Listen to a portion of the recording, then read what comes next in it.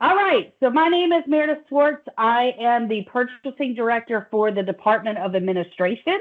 The Department of Administration is the business manager for all state government. And so we oversee operations such as the building construction, purchasing and contract. We manage all of the facilities in the downtown complex. We manage the state's fleet of vehicles. And then we have some other groups such as our advocacy groups, which includes the Hub Office. So with that, we have the advocacy groups that include the Hub Office, Indian Affairs, Non-Public Ed, and Women Youth Survivors Group. And then when I talk about asset management, that's facility management, state construction, state parking that manages all the parking lots and parking decks downtown, and then state property that manages our leased property and our own property across the state.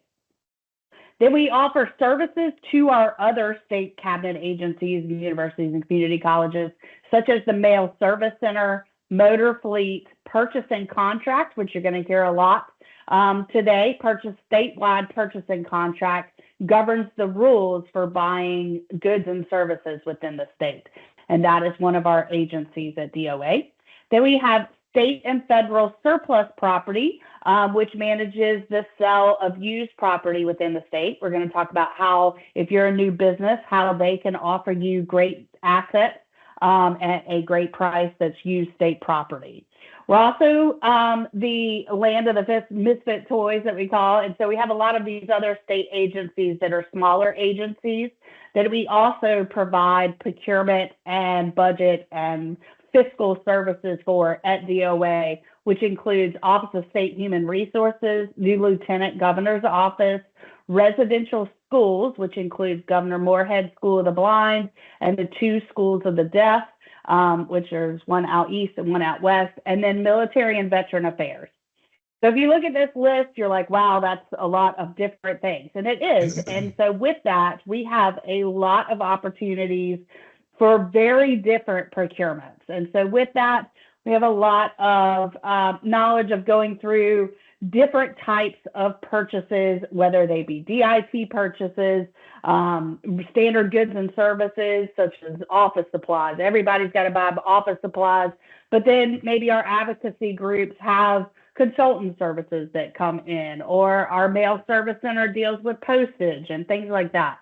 So all along, DOA is very diverse, and because we have the Hub Office as one of our agencies that we support and fiscal management, that is why I've partnered with them to create this presentation to ensure that the state's getting the best proposals that we can, and to ensure the vendors, make sure everybody's on mute, getting the best proposals that we can, and to make sure that vendors know how this process works, where to find the information, how to submit a great proposal, and then do great work for the state.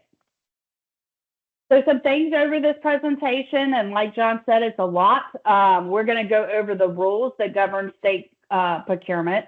We're going to talk about registering with the state. If you are a hub vendor, which I'm assuming most of you on this call already are a hub vendor, part of becoming a hub vendor is registering with the state. But we'll go through the different systems we use for that, which includes e-procurement and EVP. We'll talk about the HUB program and some benefits that you can have from the HUB program, and making sure that you recertify in a timely manner, and what documents are needed to become a HUB vendor. We're going to talk about how we seek competition, the different methods that we use, where those opportunities are posted. We're going to talk about how to respond to a solicitation and give you some tips and tricks on how to submit a great proposal. We're going to talk about the evaluation methods once we get those bids back, how we evaluate that, and the different methods we use to evaluate and award any of these opportunities. We're going to talk about the award process and how that is then posted, and also how you're notified if you are awarded, and then some steps in the back end of contract monitoring, make sure you get paid on time, how to submit your invoices, how to get your purchase order, and everything like that. So like John said, this is going to be a lot of information, but Feel free to ask questions as we go along, and we'll try to get everybody's answer. All right, so we're going to start off with the purchasing rules and laws. We're going to go over how those are written and the hierarchy of what governs how we buy at the state level. We're going to talk about the differences between goods and services and how those differ a little bit in our processing and procedures. We're going to talk about the different types of contracts that we have, and then delegations and what drives our policies on those. So we talk about those actual rules and laws. We have the general statutes that are written by the state legislature. So when you see on the news that they are passing bills and processes and procedures or setting in a new project, all of those are governed by the general statutes of North Carolina. From there, we take those general statutes and we put kind of rules together of how those dollars will be spent, and that is in the administrative code. So as you see, it says Purchase and Contract Administrative Code. Statewide Purchase and Contract is one of those divisions of DOA, and they manage that administrative code, the rules that govern how we buy. From there, there is an overall North Carolina procurement manual that governs how the actual steps in the process have to happen. So our procedures.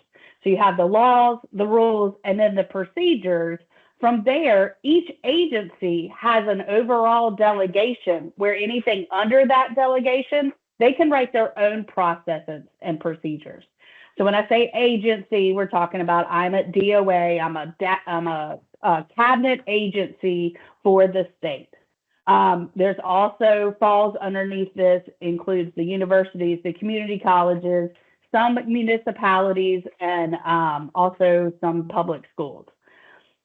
Then from there, if we have any travel that needs to happen internally, we use the OSBM, which is Office of State Budget Manual, to govern how we process and pay for any kind of state employee travel. So we talk about that administrative code and those general statutes. We really break up the purchases within the state in these three different categories. We have standard goods and services, which is governed by General Statutes, Chapter 143, Article 3, and the Administrative Code, the rules, Title 1, Chapter 5. Then we have purchases that are considered information technology purchases. So anything that deals with data, software, hardware, any kind of subscription, licensure, those are all governed by different statutes, 147, and the Administrative Code, Title 9, Chapter 6. The State Construction Office is a division of DOA, but if something becomes a construction project, which we'll get a little more into, but it is the actual renovation, alteration of a physical property. So we still, in goods and services, handle lots of small repairs and things like that to buildings. But if we are actually renovating or altering property that requires a design review, any kind of architectural design review, that falls under General Statutes, Chapter 116, 143, and 153, and they have their own state construction manual. So throughout this course, all the processes and the procedures that I'm going to talk about today fall into the category of standard goods and services or information technology purchases, not state construction. So who are the potential customers in this area? We have 28 state agencies, 58 community colleges, 16 public universities, over 2,500 public and charter schools, 100 counties, and 500 plus municipalities across the state of North Carolina. So some of these rules that you see are going to be mandatory for state agencies, and they could be just convenience contracts for these other entities. So mainly what we're going to focus on, but all of these agencies have the ability to use our state term contracts, and they all follow similar places for posting opportunities, how to reach out to these individual agencies, things like that is all going to be under the same things that I talk about. But we're going to focus on the procedures when we get into, okay, we're using this system to post or to send and receive purchase orders. It's going to focus on the 28 state agencies. So included in that are the cabinet agencies, the council agencies, and support agencies. So as you see, DOA is at the top because we're the best. And then we have commerce, environmental quality, health and human services, information technology, military and veteran affairs, which my office conducts their procurement, natural and cultural resources, public safety, revenue, transportation, agriculture, insurance, justice, labor, public instruction, secretary of state, treasurer, lieutenant governor, which I handle their procurements, state auditor, administrative hearings, board of elections, community college system office, education lottery, general assembly, office of the governor, ports authority, state controller, and wildlife resources commission. So with that, there is a lot of opportunity just within the state agencies. So we're going to show you where to find those opportunities, where to find the people to market to. We're going to talk about all of that today. So what happens first? Somebody's going to figure out that they need to buy something. And we at purchasing are the question people. So we start asking all the questions. What are you trying to buy? How much do you think it's going to cost? Do you have funding for it? Would believe how far we get, and then there's no money.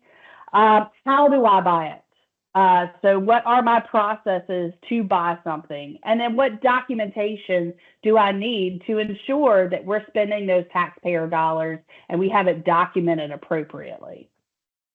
Purchasing procedures are pretty much determined by two things. What are you trying to buy and how much money is it? So those different delegations is how much money. When we talk about there's different processes for goods versus services, mandated resources versus open market. So we have some mandated things where it's internal processes and procedures versus going out to the open market vendor community. Delegations, how much money are you spending, requires different approvals, different procedures, different documents. And then we always have special circumstances. So what's the difference between a good and a service? Well, goods are those tangible things. They're supplies, materials, equipment, other tangible property. With that, the vendor is charged a 1.75 e-procurement fee on goods purchases only. We'll talk about that fee, what that fee is used for, but if you are providing a good, not a service, that 1.75 fee is associated to that goods purchase for going through e-procurement. So that could be anything from vehicles to office supplies. If we talk about services, a service is an intangible work that's performed by an individual or company that has that specialized knowledge, experience, any kind of capability where they are coming to perform that service for you. They may have a combination of goods and equipment, but the installation piece is a service. So that could be anywhere from plumbing repairs to power washing to really consultant service as well. And the fee is not charged on those services. So what are those mandated resources that we have before we go out to the public vendor community to seek solutions for our needs? We do have some mandated resources. These are written into those rules, so into that administrative code that says that we have to, as state agencies, use the mandatory state term contracts. We're going to talk about these contracts, but those contracts are written by statewide purchasing contract as well as statewide IT purchasing. So we have two different purchasing offices that both provide state agencies with state term contracts for every entity within the state to be able to use. State agencies are mandated to use the mandatory state term contracts. The other agencies, such as the universities, the community colleges, they are there for them to use, but they are not mandated the way that state agencies are. We also have Correction Enterprises, which is a division of the Adult Corrections Group. This is a service that is provided to state agencies where our incarcerated individuals learn a trade or a skill while they are incarcerated to help them once they are released back into society, hopefully have some skills to be able to get a job and survive on the outside. So with that, Correction Enterprises provides the state agencies with things like desks, office furniture, printing services, some other things like that, where the Correction Enterprises works together with the state agency to fulfill those needs so those state tax dollars stay within the state. You heard me mention state and federal surplus property.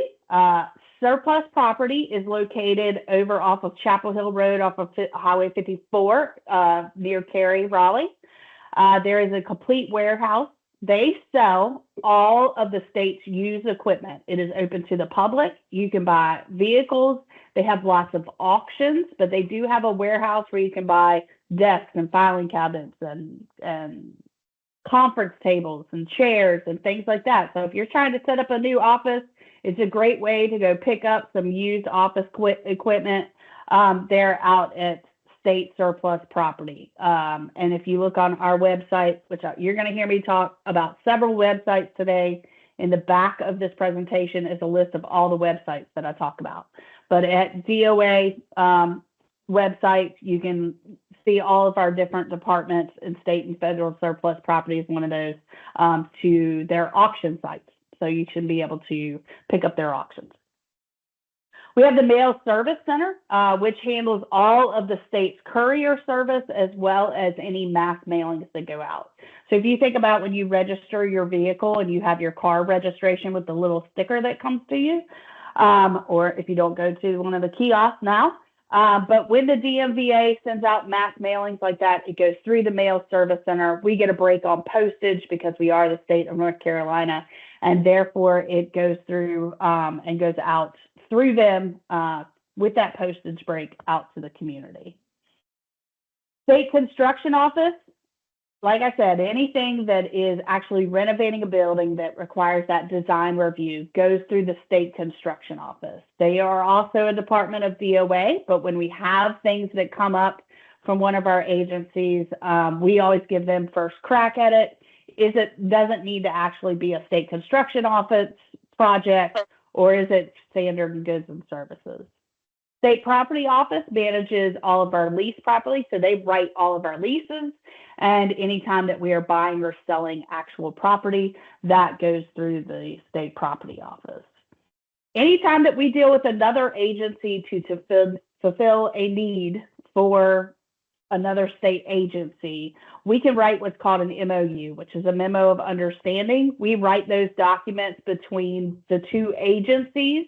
They are reviewed internally, and again, it says that taxpayer dollars stay within the state and are used wisely. If we have some kind of research project, we could reach out to NC State and say, hey, can you provide us a research team to go out and do whatever we're asking to do? And we would just write an MOU that would outline the scope of work for that. So state term contracts are those contracts that are written by either statewide P&C, statewide purchase and contract, or statewide DIT. And the whole purpose of a statewide contract is so that all of those different entities can use it. We can get better pricing and negotiate pricing because we are buying so much across the state. They can be mandatory or convenient. If they are mandatory, then the state agencies are mandated to use them. There is a searchable list out on both websites, PNC and DIT, which is Department of Information Technology websites, that lists out those state term contracts along with whoever the contract manager is for those state term contracts. Just like every other contract in the state, these go out for bid. They are with a vendor. They do have a contract term that expires where they have to go back out for bid. If you look at that list and you have any questions on, hey, how do I get on a state term contract? Reach out to that contract manager and say, what's the deal with this contract? When is it expiring? Will it go back out for bid? How can I get on that contract? There are a select few of those contracts that have continuous open bidding. So you might be not having to wait till it expires, but feel free to look on our website, look at our state term contracts. Often we have those for vehicles, we have them for gas, we have them for office supplies, all types of services, ALS translation services, auditing services, things like that. IT has them for software, hardware, IT staffing, things like that. So like I said, some of those are continuous open bidding, but if not, they still will eventually go back out for bid. The purpose of those state term contracts, like I said, was to get better negotiated pricing. And also the vendors have to provide their goods and services to the complete state, from coast to the mountains. It offers lower prices, good quality products, and hopefully shorter delivery times. So if none of those mandated resources meet our needs is when we can start hitting out into the vendor community. So when we talk about the open market agency delegation, each agency is assigned an overall delegation by the state procurement officer. So all purchases under that agency delegation can be processed in-house by that particular agency. Anything over that price has to go for additional approvals, if it's a standard goods and services, to the purchase and contract office. If it is a DIT purchase and has that data element or software hardware, it will have to go to the DIT procurement office. For DOA, you're going to see anything highlighted in yellow is particular to my department.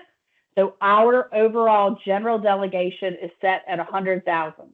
So anything under that 100,000, we can handle it all in-house. We can go out, get quotes, or put it out for bid. We can evaluate those proposals, award that proposal, and post the award, all without any additional approvals.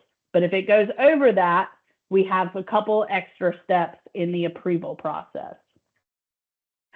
So this is again, it's in yellow, so this is at DOA. So every agency under that delegation has the right to write their own processes and procedures.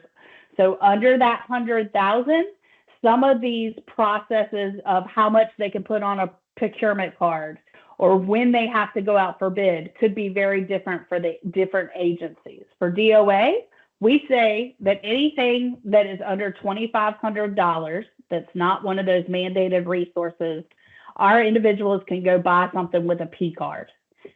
If it is a small purchase, we require one quote if it is from a hub vendor. It has to be from a hub vendor, otherwise I need 3 quotes. So if there is no hub vendors in that space, then we have to go get 3 quotes, lowest quote wins. It is all done by quote, there is no contract. The rules say, so for everyone, the rules in the administrative code say that over $31,000 requires the vendor to get under contract. So for all state agencies, that $31,000 or more, we have to actually sign a contract. So for us, from 31 to 50, we can do that informally. We can write the contract, reach out directly to those vendors. We also require our hub efforts. So we include one hub vendor in requesting those quotes, but we do that informally on what's called an RFQ document. We will go through all of our different documents also in this presentation, but we reach out directly to the vendors that we find in the EVP. We send them that request for a quote. We get under contract and execute the PO with the lowest vendor. For anything over $50,000 is where we start seeking formal competition. The document is drafted on an IFB, which is a invitation for bid, or an RFP, which is a request for proposals. Those are posted out on EVP for the world to see. Everyone can bid on it. So those are for formal solicitation. Same thing happens for anything over 100,000, except for that there are those extra approvals before that can happen. So we have to get DIT or PNC, depending on if it's an information technology purchase, before we can post that award and before we can award it. The delegations are based off a total contract value. So anything that has a term of 3 years, it would be the 3-year value of that contract would drive these procedures. And then anything that's over $1 million that we estimate to be over $1 million for that full term would require additional legal review before those processes go out for posting or award. So a couple of different standard contracts we have besides the state term contracts is we have a standard term contract. So it'll say, I want to buy these commodities, these services at these certain prices for a stipulated amount of terms and conditions. So it'll say this is a 1-year contract with 2 optional renewals. It could be a 30-day delivery. It could be all of that, but it is a standard contract with standard terms and conditions. We are buying certain commodities or services at certain prices under those conditions. The next type of contract that you might see is an agency-specific contract. This works kind of like our state term contracts, but is for a specific agency. So this is where we put out that we need these services or for you to provide these goods over a certain amount of time, but we are only going to buy as we need. So we want to get you under contract. It could be for, we have this for power washing services, a DOA for facility management.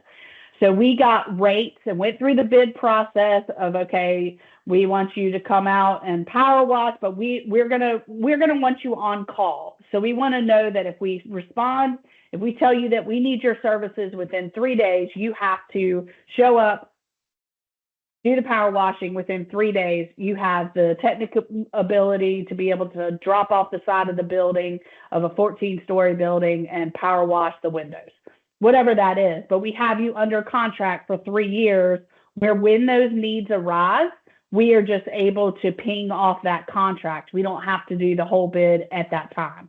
And so we do that kind of contract because we have 20, 30 some odd buildings that we manage in the downtown complex, and we don't have time to go through a bid process every time I got to power wash something. So you will see that an agency specific term contract is for an infinite amount of quantity. We try to give you this is what we've done in the past so that you can kind of base your pricing off the usage from before. And then just know that any of the contracts that are posted, the max amount of time that we can have is 3 years. If we need to go beyond that, we have to justify it and get those approvals up front for why we're going on a contract that's longer than 3 years. We talk about service contracts. We have our standard contractual service contract, and that's just where we're contracting with that individual to provide that service, that they have that specialized knowledge, experience, and we need them to do it over a certain period of time. So that could be janitorial, landscaping, anything, security guards, things like that. A consultant service is a little different, and a consultant service, according to the state, requires the governor's office approval. So what we consider a consultant service is where a vendor comes in, looks at one of our programs, and provides their knowledge, experience on improvements to that program. They do not implement those improvements. They do not provide training. They do not provide anything. They could provide an actual report of these are our findings and our analysis of your program. And then these are our suggested remedies to fix that program. But they're not going to actually provide those services or those fixes. That's what we consider a consultant program, a consultant service. And it goes through additional approvals because of that, because we might have that staff at NC State that could come and do that research, or UNC, or whoever, another state agency might have that specifics on staff that could come in, do that review. So if it's going out to the vendor community, it requires that extra approval. Just know that any vendor receiving payment for services over $600, you will get that 1099 form. So just some quick things on whether it's goods and services or an information technology services. Like I said, the DIT purchases are associated to General Statutes 143B, 1320, and it could be for software, hardware, online database subscriptions, license agreements, but really anything touching data. And more things now, if you have some kind of online portal where we have to go into your portal to receive those services, if we have to do any kind of networking, if we have to, if you are using some kind of software to complete services for us, all of those are becoming an IT purchase that then falls under those general statutes and under different processes and procedures for approvals. So an IT purchases, we have the IT procurement group that approves those technology purchases that are over the agency's delegation. And they also have their own state term contracts. Like I said, we have for software, hardware, telecom, and then IT services where we could hire a developer and things like that. So there's multiple vendors on that IT staffing contract. And I know that there are several hub vendors on there. Just know that I think that is one that is the continuous open bidding. But any of those state term contracts, you can find on their website and contact the contract manager if you have any questions on those. Just know that you may see formal bids out on the street that require a VRAR, which is a Vendor Readiness Assessment Report, or a SOC 2 report. That is all about what we use to evaluate whether your solution meets our security standards. So ensure that you have enough time to complete something like that. It is an in-depth document. It would behoove you to just check DIT's website. I know that they are going to a GovRAMP certified system instead of maybe the SOC 2. So there's more information coming about that stuff every day. DIT's website is a wealth of knowledge on what those requirements are. As far as data security requirements, I do believe all data for all state projects has to be maintained within the continental U.S. So there's some of those kinds of rules and restrictions that are involved in IT purchases. But if you have questions during a particular project solicitation, we're going to talk about where to send those questions, how to get those questions answered to ensure that you're meeting any minimum requirements. The last thing we're going to talk about this section is just some special circumstances. We do have things that are proprietary, an emergency, standardization, things like that, where we call that a waiver of competition. And so with that, anytime that we are not following our standard processes and procedures, approvals, anything that's outside of the standard way that we buy, we have to justify and document why we are not going through that standard process. In the administrative code, it lists out our conditions that are approved for waiver conditions. Some of them are listed here, such as it's a sole source, that vendor is the only one that can provide this good or service. If it's brand specific, we have to have this brand for some kind of continuity situation. It's an emergency. The building's on fire. We got to put the fire out. Standardization, we already have this piece of equipment and it has to fit into this other piece of equipment. Or an ongoing job or task could be that we already did the proposal for that consultant service to come in. And so now that vendor has provided their expertise. We want an ongoing now piece to implement those. So that would be an ongoing job or task where then we could do another part of phase 2 of a project, but only the person that completed phase 1 would be an ongoing job or task. So I'm going to stop there. I saw that there were some questions come through the chat. I didn't know if Carla was answering those. We do have a question in the chat that I wanted to hear from you, Meredith. Okay. And it is, we currently manage over 60 athletic fields with Mecklenburg County and are now certified in erosion and sediment control. What would be the best way for us to gain visibility on upcoming state projects that require vegetation management and stabilization services. So we're going to get into how to market your company. We're going to talk about how to make sure that you're registered and registered under the correct commodity codes so that you're getting notices of those opportunities. We're also going to talk about who and how to find the people to talk to.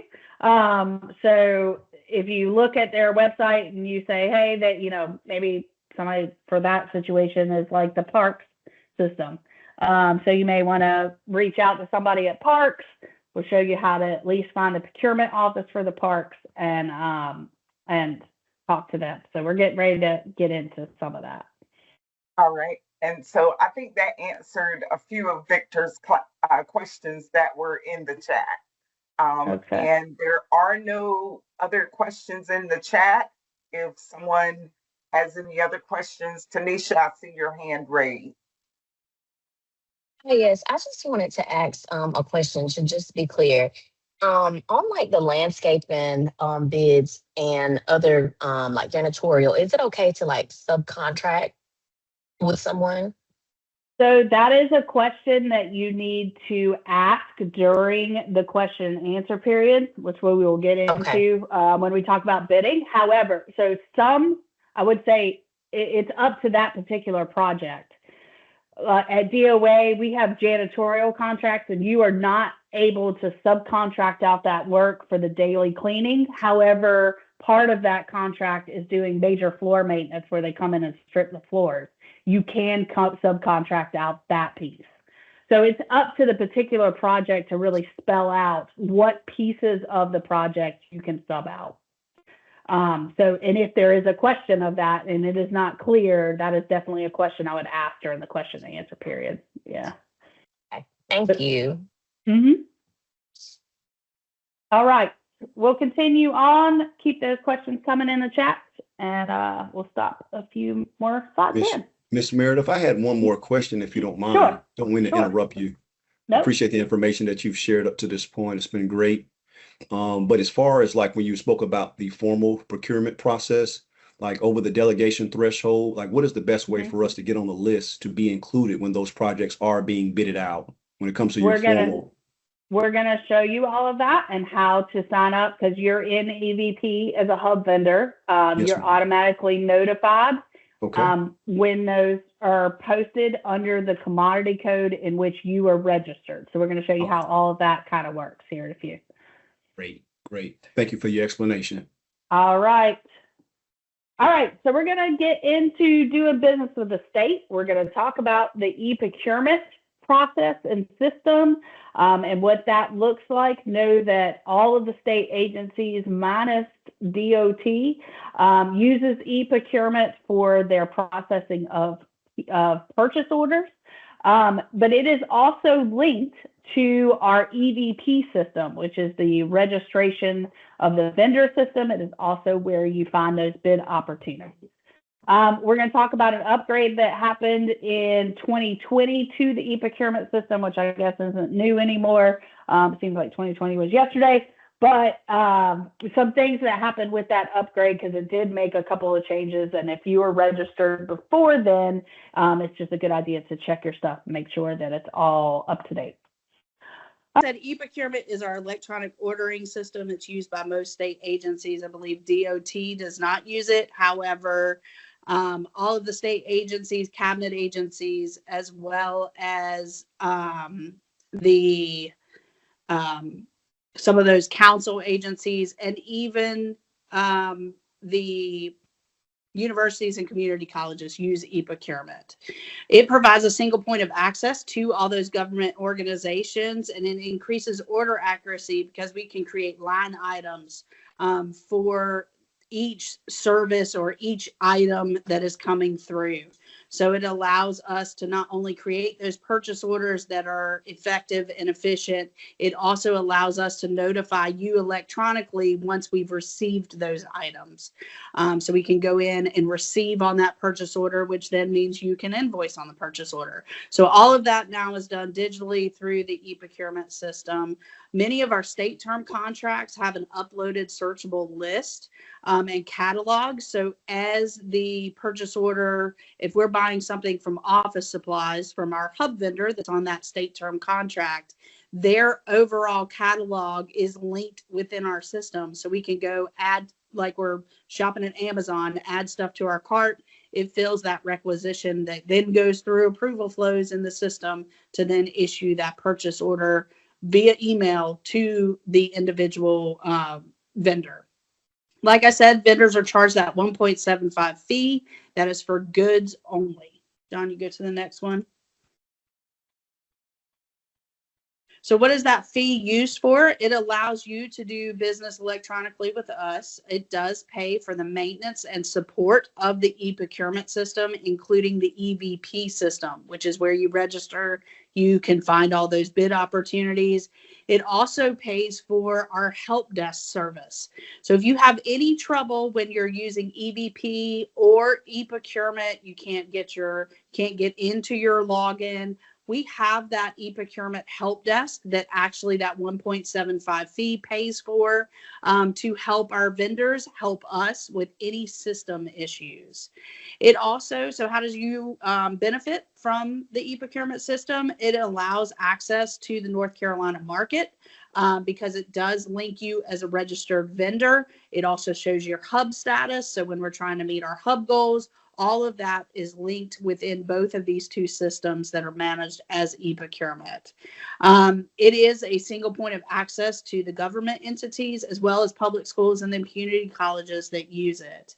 And like I said, it increases that order accuracy. So if you see something that's on there that wasn't supposed to be a line item on there, if you have something on back order, you can mark it as on back order. Things like that, all within that system. Is potential cost savings in the areas of processing, marketing, and administrative, because through EVP, you have that access to look at those opportunities 24/7, 7 days a week that are out there. So it can help you also save an administrative cost of marketing. Just know that that 1.75 fee, like I said, is on goods only. So your first internal tip today is that shipping is a service, not a good. So if you're providing us with a good, make sure you give us a separate line item for shipping, and that 1.75 fee will only be associated to the goods portion of the procurement. Go on, John. So like I said, we had an upgrade in 2020, which include us moving from a on-premise system to a cloud-based system. But the major change that we did is we updated the commodity codes that we use. We moved into the UNSPSC codes. Those are 6-digit codes. All service codes start with 7, 8, or 9. And then through EVP, when you are registered, if you were already registered before 2020, when we updated those codes, they automatically transitioned you to the new codes. There is a searchable list. You can just Google the UNSPSC codes to search the searchable list. Just know that those codes are actually 8 digits. The state is only using the first 6 digits. There is training on all of the commodity codes, how to pick commodity codes, how to look for commodity codes. All of that is out on eProcurement's website. That's the link to it there. You can find all the training for eProcurement. Also, you're going to hear us talk about the Ariba system. All of that training, there are job aids and links to see the system, how it works, how to pick those commodity codes. Go to the next one, John. So you heard me talk about eProcurement. eProcurement is our ordering system. It is linked to EVP. EVP is our automated vendor portal. So it has everything. It is how you register to do business with the state. It is your one-stop shop to get access to receive purchase orders through e-procurement, search for formal solicitations, receive those notices of bid opportunities, your hub certification, your vendor search, all of that is out on EVP. So when I say vendor search, you can search for vendors just like we can search for vendors. It allows you to keep your information for your company up to date. If you have any problems with getting access to EVP and updating, you can call the help desk. They can make sure that you have access to that and that everything's set up correctly. John, I think this is an old presentation, but I'm just going to add that the commodity codes that you pick, just make sure that you can search by vendors via commodity codes. So when we are going to search for vendors for our small purchases, we use the vendor search there to look by keyword or by whatnot to find vendors to do our small purchases. But it also is your way, if you are a subcontractor, you can use that vendor search to find primes that maybe you want to team up with to complete a project. So that vendor search is open. It's open to the community. There's multiple ways to search out there. You also could search via the that's where our bids are posted. You can search via keyword for bids. You can search by bid number. You can search by agency. So there's multiple searches within EVP for not only the vendor search, but also for those opportunities. So go to the next slide there. So those are the benefits of the new EVP, is that it now is a one-stop shop. We used to have IPS where we posted bids and then we had the vendor portal. Now it's all together. So it's a one-stop shop. It is cloud-based and it's on a website where you can search 24/7 for that. So I would check out that vendor training if you have any questions on how to make sure that you're picking the right commodity code or have questions on the commodity codes. John, go to the next one. So like I said, this is the link to EVP. All you need is internet access, a federal ID number, a valid EIN number, and then to be able to register. If you are a hub vendor, you are already registered. Just take this time today to make sure that all the information that's out there, that is how we are contacting you.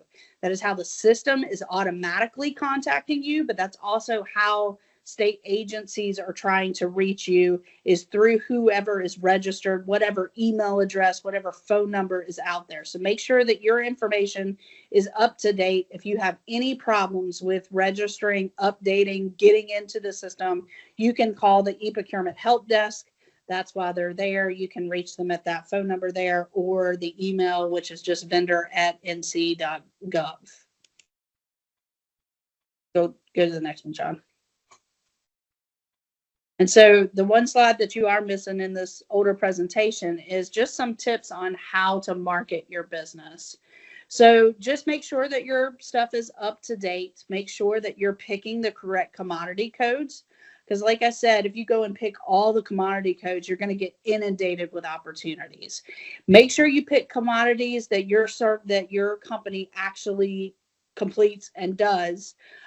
You can search out there 24 hours a day through there for those open opportunities. That's where those formal bids are posted. But also, it's a good idea to check out different websites. So go to the DOA website. Know that each department, each one of those different state agencies that I listed has a website that probably lists out who their divisions are that they support. And also within there's always a fiscal office. There's always a purchasing office that can be notified, that you probably could find a phone number, a person, or whatnot. So you know that if you provide car detailing services, maybe that's something that Motor Fleet could use. Go out to DOA, look up Motor Fleet, find somebody to talk to at Motor Fleet.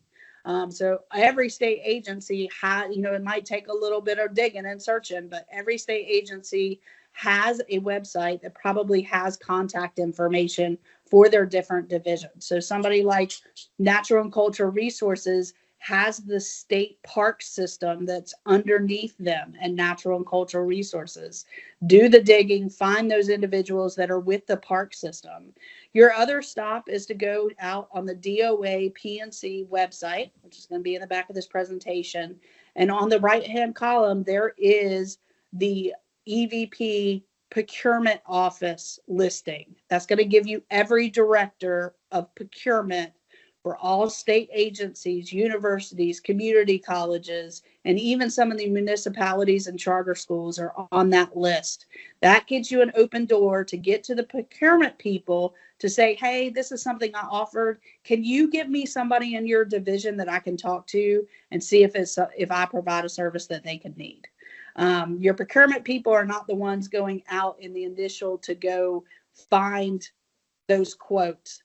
It's our people in the field that know that the boiler's broken that's going out to the boiler company to get a quote to fix his boiler. So just know that every state agency has a website. Do some digging, find those people, but you could stop with the purchasing office. Like I said, it's on the DOA website on the right-hand column. There is the procurement contacts list out there. Also, we're going to talk about site visits, but that's another good way to market your business is show up to the site visits, even if it's not something that you can do the whole project for. It's a good way to network. It's a good way to find out who else is bidding on things. It's a good way to just see how these processes and procedures work is by going to site visits and participating in them so that you can see what our buildings look like, what are some of the services that we request, who are the other vendors in this space, who can I partner with. So I always encourage vendors to attend site visits for any potential projects that are out there. Also, write a great capability statement. It's a good idea just to send if you are having that purchase office and you're able to get that contact, maybe you send them your capability statement and they can forward that on. You never know. It's nothing saying that they will, but they very well might say, hey, this is something that you potentially would need. So if you send a capability statement to me and I had Motor Fleet, you detail cards, I'm going to send it on to our director at Motor Fleet. Say, hey, I just want to let you know that I met this person or this person attended this session. They reached out. Here's their capability statement. And if this is something you need, it's just a way to get your foot in the door with some of these agencies. All right. I'll stop there and take any questions we got. All right.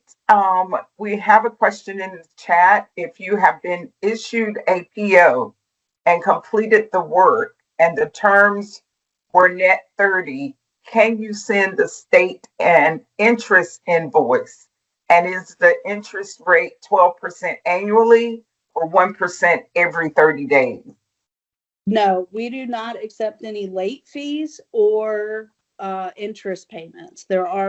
That's in our general terms and conditions. So just know that we do pay net 30. That's also in our terms. But that is net 30 from an approved invoice. So that's by the time it gets to fiscal management. If you have problems getting paid, your first step is to talk to your contract manager.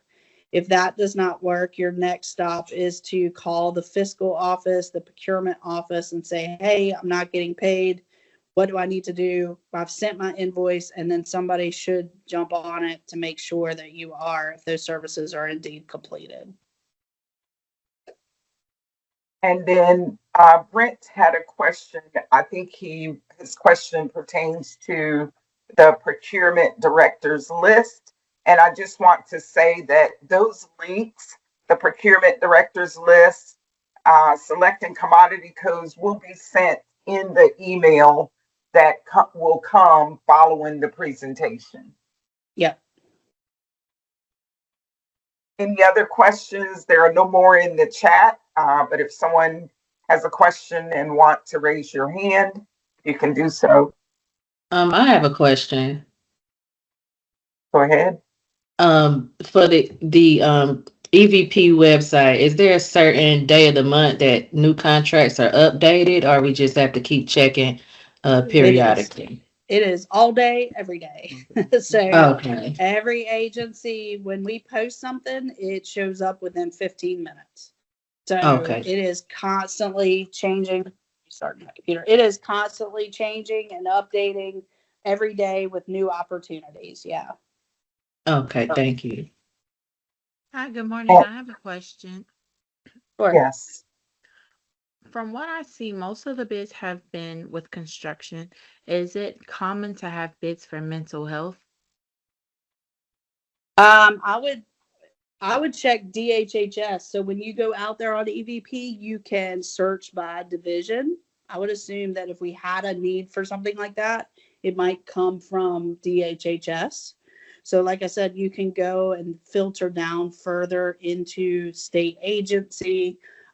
Maybe some of the schools have something like that. I'm not sure, but make sure you're registered under the commodity code. It will automatically notify you. And then if not, you can always look out there for those types of things. And that DHHS procurement office might be a good spot to start talking to them and figuring out if, if they have anything upcoming or is anything that they do. Thank you. Mm-hmm. Don?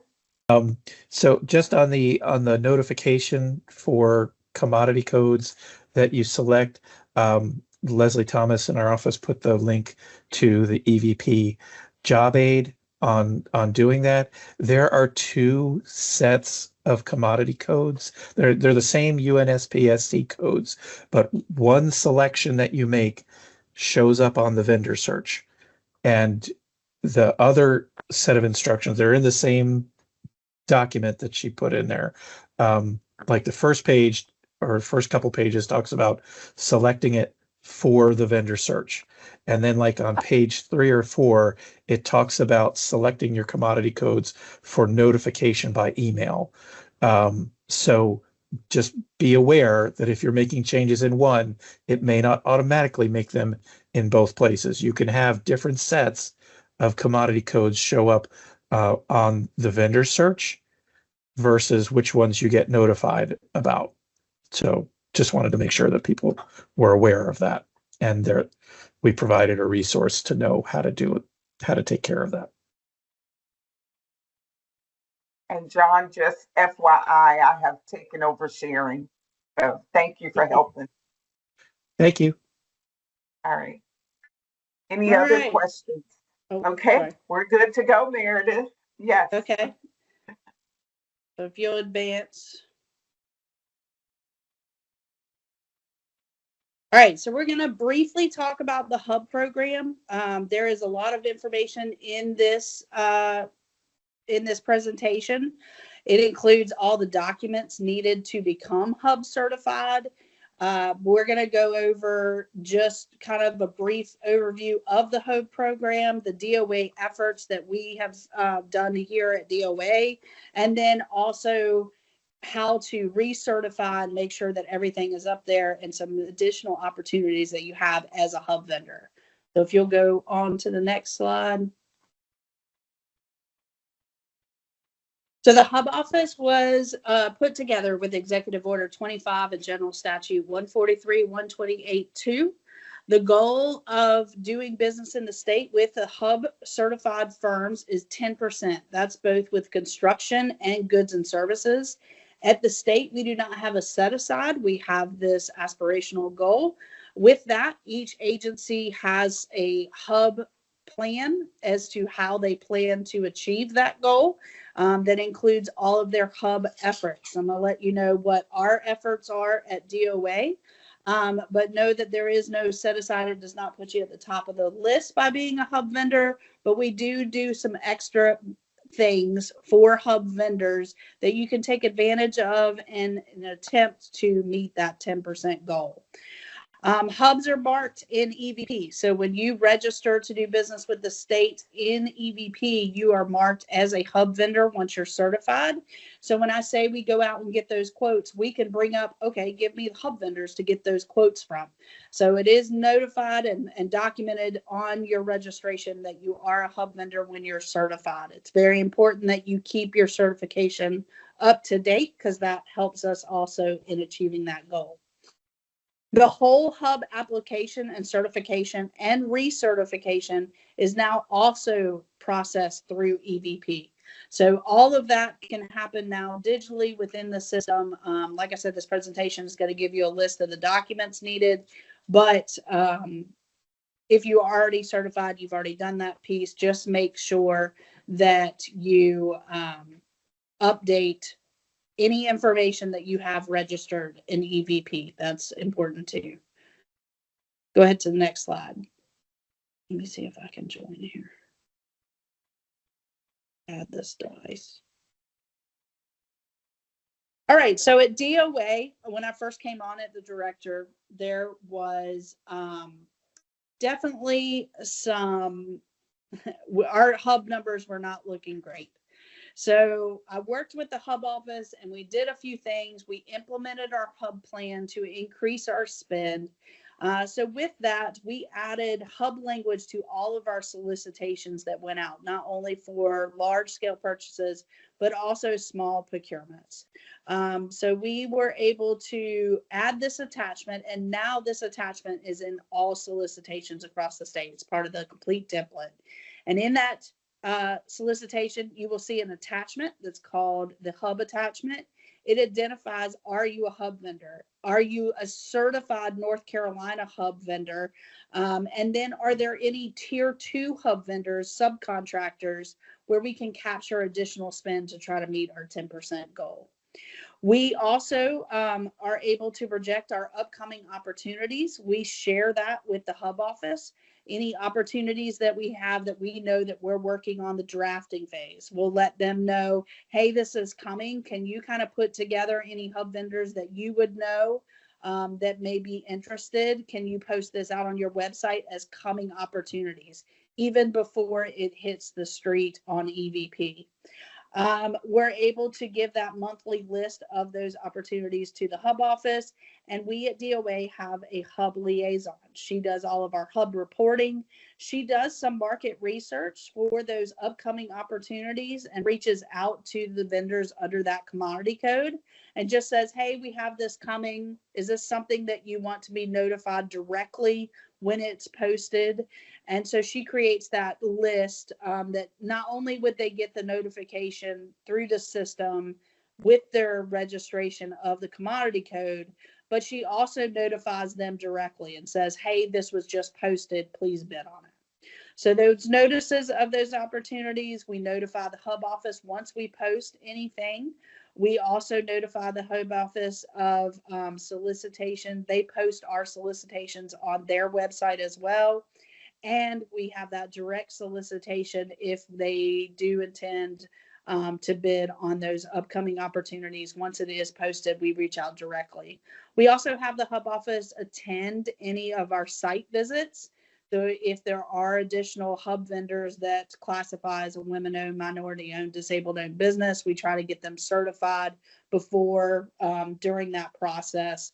And so we usually have one of the hub office employees at our site visits that could help with that, and at least talk to them about it. So this is in yellow. This is DOA's hub plan. However, most state agencies do have a hub plan that outline their efforts. Go to the next slide. So also with our hub plan, as you heard me talk about, when we are in that small purchase threshold, we can go with one quote if it's a hub vendor. That is specific to DOA. If we are in that range where we have to get under contract, we send that RFQ out to 3 vendors. At least one of those vendors is a hub vendor.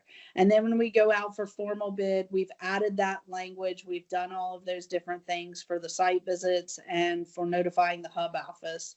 And even at the time of renewal of a contract, we'll ask them again, do you identify as a hub vendor? Do you want to get North Carolina certified? So with all of these different efforts, Our numbers have definitely increased. We buy a lot of vehicles on the state vehicle contract. So our numbers are a little skewed because that, and there are no hub vendors on our vehicle contract with the state. But if you take out any of our state term contracts and strictly go by what my processes and procedures and where our hub plan is implemented, we are well over our 10% every quarter based off of that. Go to the next slide. So when we talk about certification, I'm gonna blow through a couple of these slides. This will be here. Just make sure that you're registered. All of that now happens in EVP. There is a reciprocity application if you are not already registered, but you are registered within North Carolina. I think that's on the next slide. Just make sure that you recertification is every 4 years. But if you are certified with North Carolina, Georgia, South Carolina, Tennessee, or Virginia, the documents to get certified in North Carolina as a hub vendor is a lot less.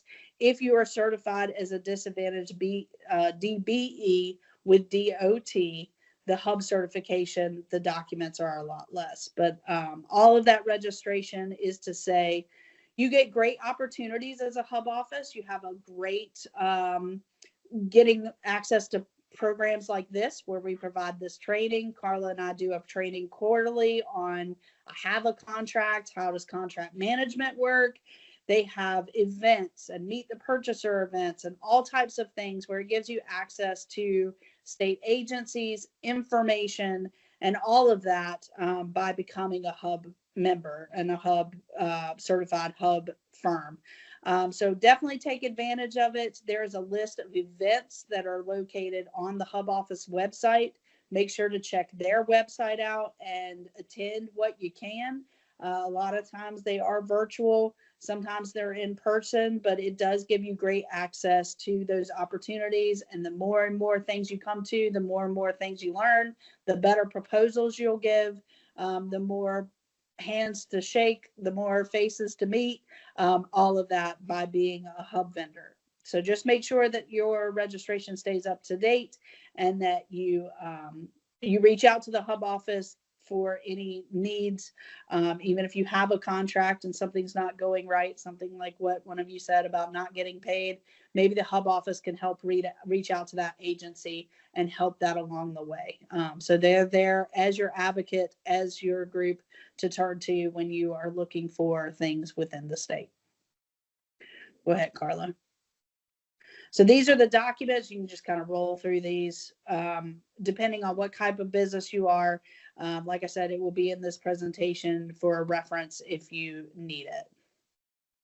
All right, so we're going to talk about seeking competition. We're going to talk about our different documents that we use to seek that competition. We're going to talk about solicitation content of what is in those documents, what to be on the lookout for, how to submit that document, and then the difference between requirements and evaluation criteria and how those are used in our when you submit your bid. Go on to the next one. So when we talk about the documents and the actual solicitation process, like I said, the guy that turns the wrench, that knows his boiler's broken at the division, at the agency level, he identifies the need and really starts gathering information as to the scope of the project. He could be reaching out to those vendors using EVP to find them, to gather quotes, to develop the specifications and scope of work. He then sends all of that to the purchasing office where we review and actually create the documents that are then posted for solicitation. Go to the next one. So the first type of document that we use is just your quote. It is a vendor quote. It is used for direct quotes for those things that we don't have to get under contract. Our contract managers can reach out directly to the vendor community and say, hey, I have this problem or I need this product. Can you send me a quote? They're able to select by those registered vendors. You do have to be registered with the state in order to receive a purchase order. So that's a good starting point, is to reach out to those vendors for those small purchases. The quote has to be current within 30 days, and it does have to be branded with the vendor's letterhead. It can't just be an email that, yeah, you're going to do 7 widgets and this is how much money it is. It does have to be a branded actual quote with a date on it. That quote's then attached in e-procurement, goes through an approval flow, and then the PO is issued. No contract is written because it's under $31,000. On to the next one. Once we get over that $31,000, we are having the vendor sign to the North Carolina terms and conditions. So this can be used, this is an informal PDF quote. It is used for simple services. It is sent via email directly to those vendors that are selected from the registered vendors in the EVP, where the vendor, where the guy that's starting the wrench has done a little bit of research, found those vendors, and he ensures that at least one of those vendors is a hub vendor, and he sends that directly to the email address that is registered in EVP. We're able to add a little bit of language and specifications using this PDF document, but not much. And that's why it's used for simple services, where it's basically like, I need 7 blue screws, and this is how much money it is, and this is then the total cost of this, and it's going to be 40 grand. So with that, it is a 4-page document. It does require a signature. Digital signatures can happen. We can accept digital signatures now, but it will be a countersigned signature, and then it becomes the actual contract for those simple goods. Go to the next one. The next document that we use, you heard me talk about an RFQ, or a request for quotes. This is also going to become that contract. It's used in the same capability as the informal PDF, but this is used for more complex services. So if we are seeking that competition up, $31,000 up to 50 grand, because 50 grand has to go out for formal bid. But if it's under that 50 grand, and it is used instead of that informal PDF, because this is complex, I need an actual scope of work of what we're doing, we will use this document for seeking solicitation. An RFQ is also used if we have a waiver of competition. So if we were able to justify that this was a sole source purchase, we would then draft this solicitation document that becomes the contract and issue it to that one vendor to become the contract for those services. So it could be used for things over the $50,000 that are not solicited, where it is approved that this is a waiver of competition. It's not going out to anybody except for this one vendor. And it can be sent via email back and forth. With that, it doesn't get posted anywhere. It just goes back and forth between the state agency and the vendor. It is opened upon receipt. There is no formal opening. We just open them as we get them and award based on whatever the criteria is in that particular solicitation. Go to the next one. So now we're getting into formal bids. So an invitation for bid is used for simple services or goods where the evaluation is based solely on cost, usually. So it's based on, there could be requirements in there. Maybe we have to know that you have a general contractor's license, but that is a requirement. We're not evaluating that. The bid is still based on, yes, it meets these requirements, but they offered the lowest cost. It can be used on purchases that we estimate to be over that $50,000. It is posted on EVP. So when you browse those solicitations, you may see an invitation for bid that is out there. That means that usually the award is based on lowest cost meeting those requirements. It's posted out on EVP for a minimum of 10 days. That's what it says in the administrative code, is that any formal solicitations have to be posted for at least 10 days. Often they're out there a little bit longer than that, but it has to be out for a minimum of 10 days. The bids all open at a certain time. That means that after that time goes off, no other bids will be received. We do have a formal opening, whether it's in person or over a Teams call, is how DOA is doing them now, where we read out who has bid. So there's a formal bid opening, and then there are potentials for site visits with the invitation for bid, because maybe you need to put your eyeballs on the room that you're going to paint or whatnot, or provide janitorial services. So there could be potential for site visits. There's always a question and answer period during this, and we'll get into how to use that to your advantage. Go to the next one. The next type of document is a request for proposals. This is for more complex goods or services, or a combination of goods and services, where we're still in that formal bid range, over 50 grand for DOA. If it's over 100, know that we have to get those extra approvals, but it is posted out on the EVP. It functions the same as the IFB, where it's posted for the minimum days. There is a bid opening. There could be site visits. Only with an RFP, we could be evaluating on things other than just cost. So we could be looking at other criteria like your past experience to then make our award. However we are evaluating that award will be included in the solicitation on what we are using to make the award. So in the RFP document, it will say we're going to look at this, we're going to look at this, and we're going to look at this.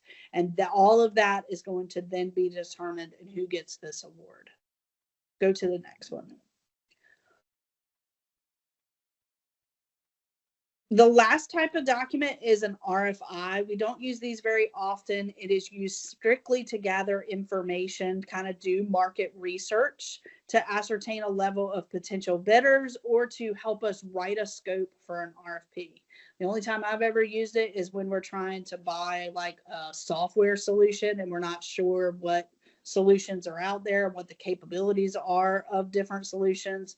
So we post this to gather information and help us write technical scope on what that solution we're actually looking for. It is not a solicitation document. However, it is posted to EVP. When it closes, no award is made. It does take, we're actually requesting information from the vendor community to help us then write an eventual solicitation. There's no terms and conditions, nothing signed. It is just simply canceled on EVP once it's done.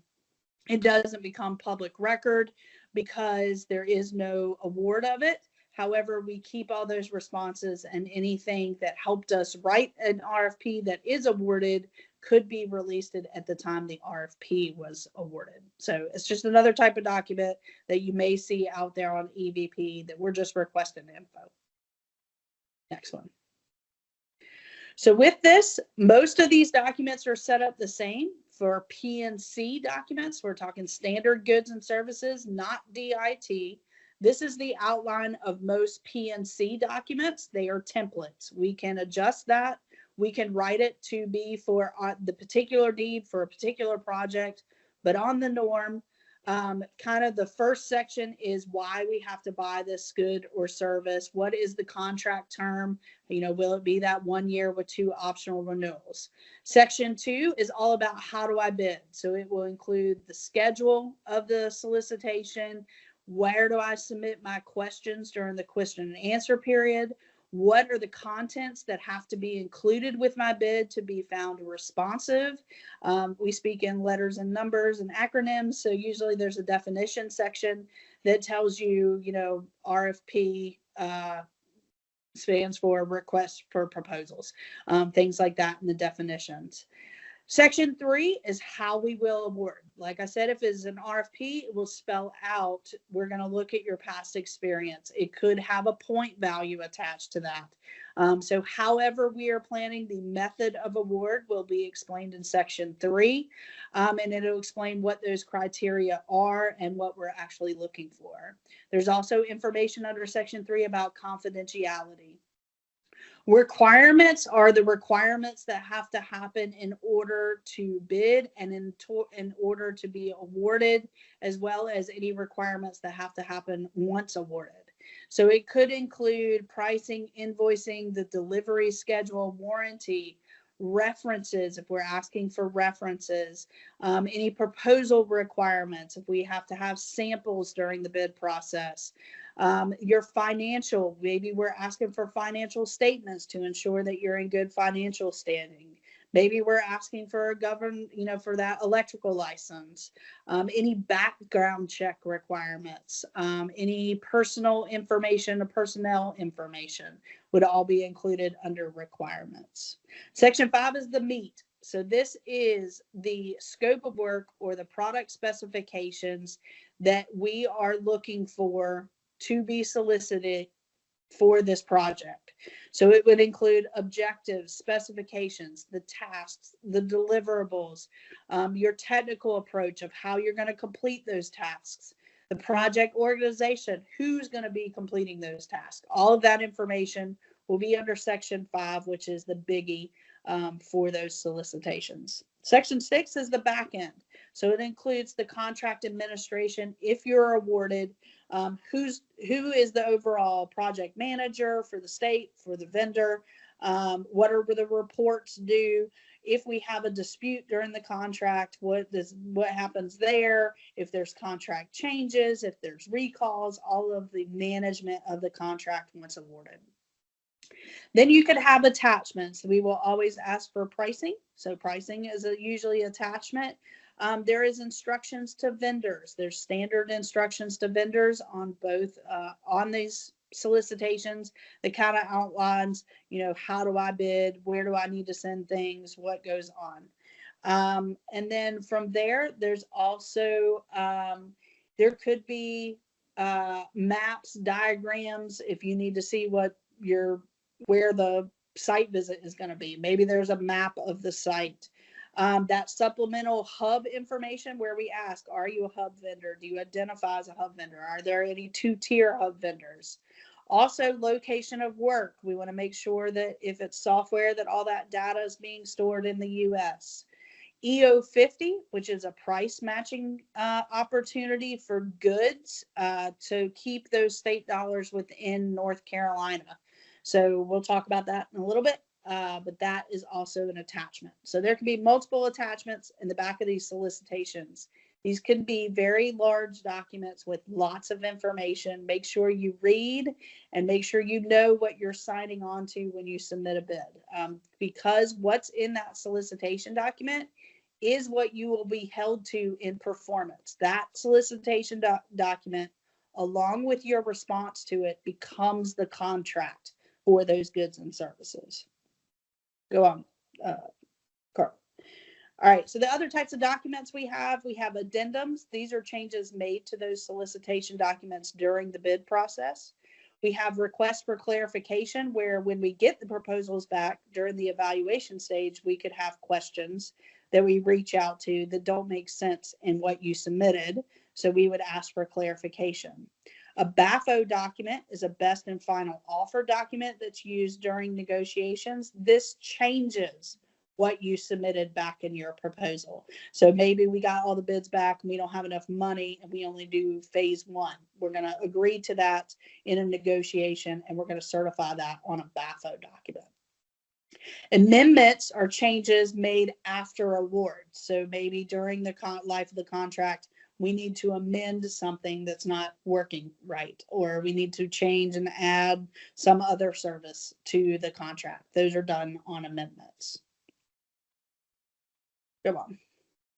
So when you look at all of these solicitation documents, first and foremost, make sure you put a signature on the signature block of the execution page. It is a lot of work to submit a proposal. It was a lot of work to put the bid out.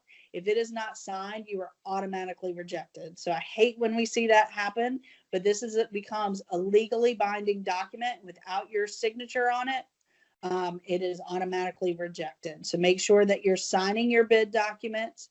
You pay attention to words like shall, must, and mandatory as you're reading through there.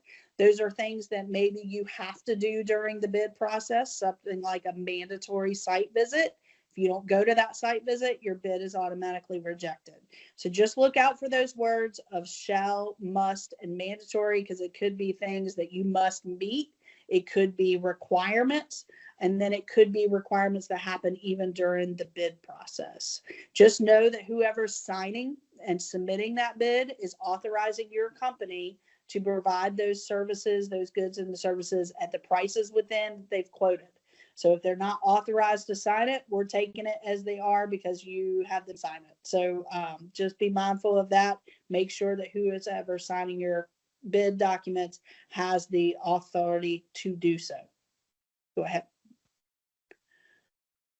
So we talk about the schedule. This would be under section 2 for PNC procurement. There's going to be basically an outline that kind of looks like this. It's going to talk about that we posted the solicitation or issued the solicitation out on EVP. From that date to the date that says submit bids, that's where that 10-day window is. So if we have other things like a site visit, we have our question and answer period. That's why that can definitely go longer than 10 days.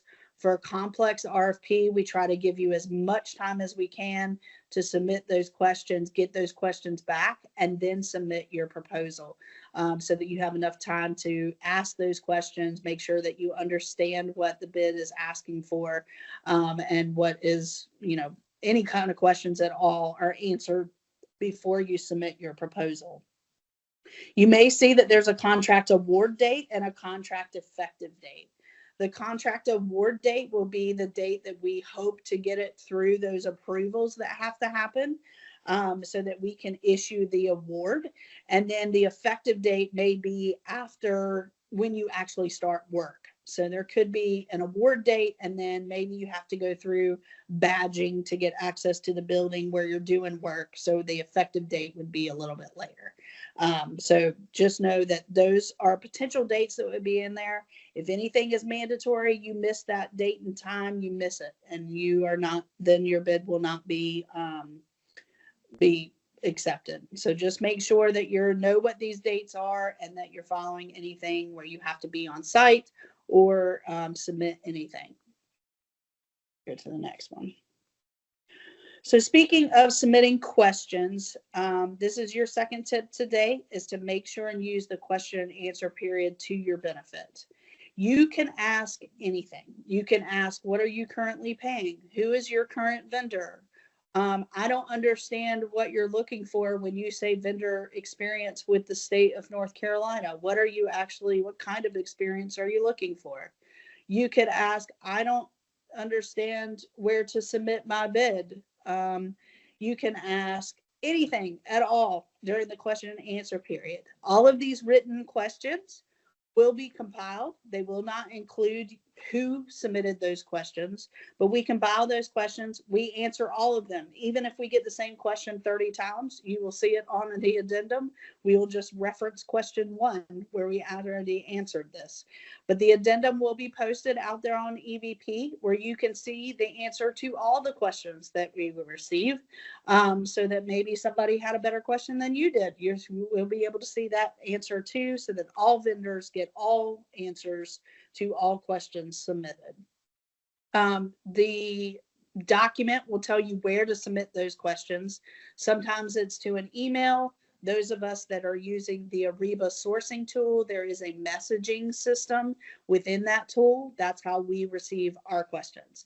However, those questions are supposed to be submitted will be listed in that solicitation document. Go to the next one. So site visits, like I said, this is a great opportunity for you to attend a site visit, even if you don't intend on bidding. It is a networking opportunity because there are going to be bidders that do plan on bidding there. We have 2 different types of site visits. We have mandatory site visits, where only the bidders that show up for a mandatory site visit are then going to have their bids accepted. You cannot be late to a mandatory site visit. There is a sign-in sheet. You have to sign in. That includes, I don't care if you couldn't find parking, that's on you. You have to be at the place where you have to be by the time the site visit starts, and your name has to be on the log sheet. That's the first thing we look at if there was a mandatory site visit when we go through the bids. Just know that we only do mandatory site visits if there's something that you physically need to put your eyeballs on to be able to bid, or you need us to have access to the building to be able to bid. So that's usually when we do it mandatory. The other type we could have is called an urged and cautioned. For that, you do not have to attend that site visit. We're doing it as a courtesy so that you are able to see what you're bidding on, but you do not have to attend to be able to accept your bid. We still probably will have a sign-in sheet, but you don't have to be on time, even though that's not great. But there's no like time constraints because you don't actually have to attend at all to still be able to bid. Go on to the next one.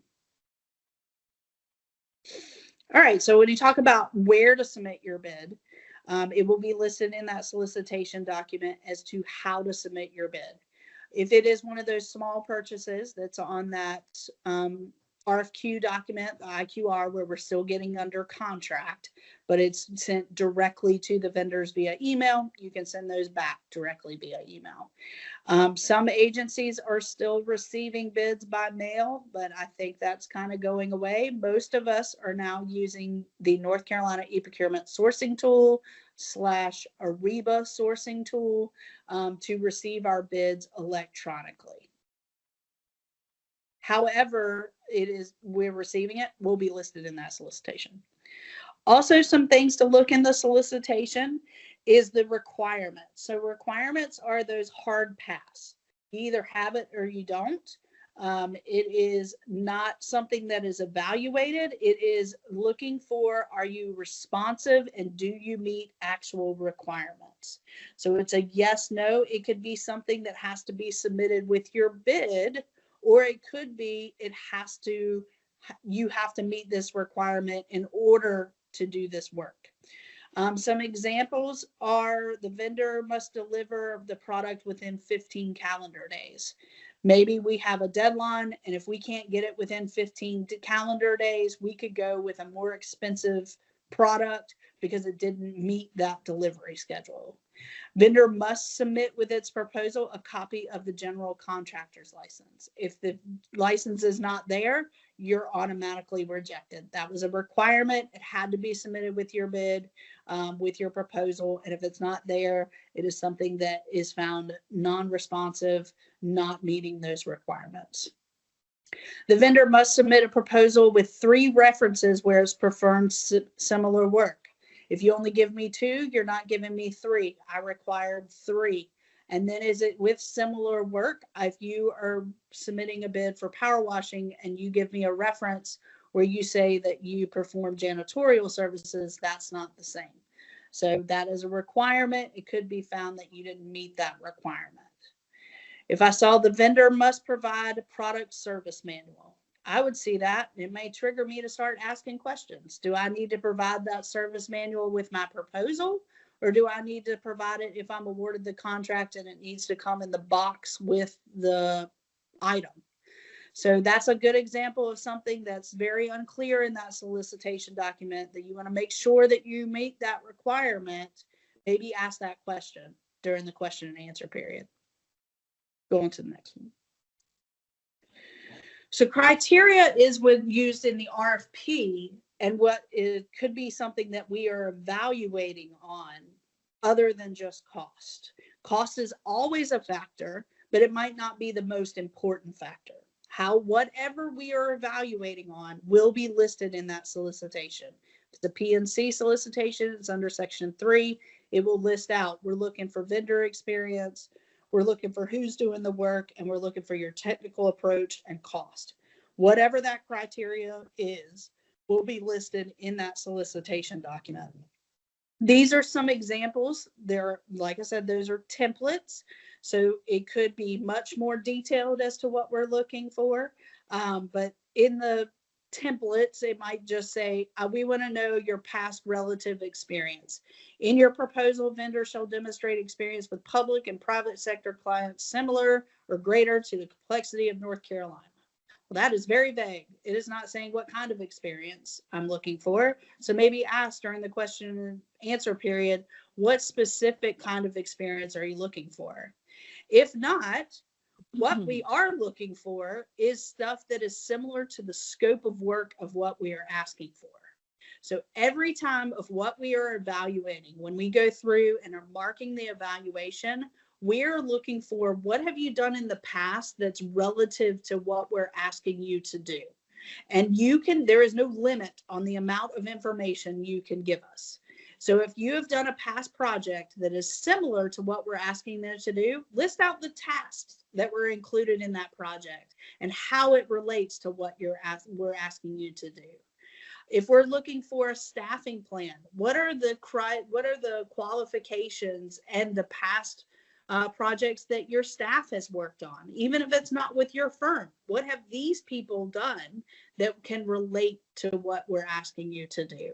Technical approach, we could be asking for your timeline. What methods, what systems, what are you going to do that's going to bring your proposal to the top, that's going to offer extra things that some other proposal wouldn't? We want to know the specifics of how you're going to complete those tasks. So that's what we're looking for in your proposal, and that's what we'll be evaluating on, other than just your cost to award the contract. Go on to the next one. I'm gonna stop there. Any questions? We do have a question in the chat, and Yolanda, you can let us know if your question was answered. We did cover a lot, I think, of what may be the answer to your question. And the question is, what are the chances of winning a bid without any prior experience or references? So if I asked for 3 references and I required you to submit 3 references and you didn't submit them, then you're going to be automatically rejected. If you provide references that are not similar, it might be documented that they weren't similar.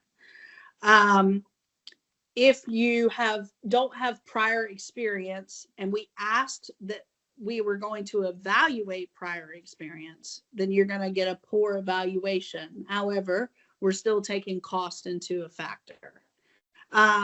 Just know that if it's a lowest bid meeting specs, we're meeting those the specifications. So we're not looking at all of past experience. So it really depends on the project, on what we're looking for. And even let's take, for example, I know I say power washing a lot, but let's say that we're asking you to power wash the buildings in downtown Raleigh, and your bid comes back with your experience of power washing driveways. We're going to document that that is not the same, because we're going to need you to either use drones or rappel off the side of the building to do power washing. However, only because you have done power washing with the city of Raleigh, or even a private, let's say that you've done power washing for Wells Fargo, where you had to do the Wells Fargo building, even though that wasn't a government building, you could say it was a 15-story building. This is the method that we use. We use drones to do that power washing. Therefore, it is of the same size and scope as to what we're asking you to do. So that's a very basic answer, but that's kind of what we're looking for, is what is your past experience and how does it relate? So however you can relate it to what we're asking you to do is going to make yours rise to the top and give you a good evaluation versus a bad. The more information you give, the easier it is for us to be able to associate. Thank you very much. That does answer the question. Perfect. Okay. All right. There are no more questions in the chat. A question. I have another question. Sure.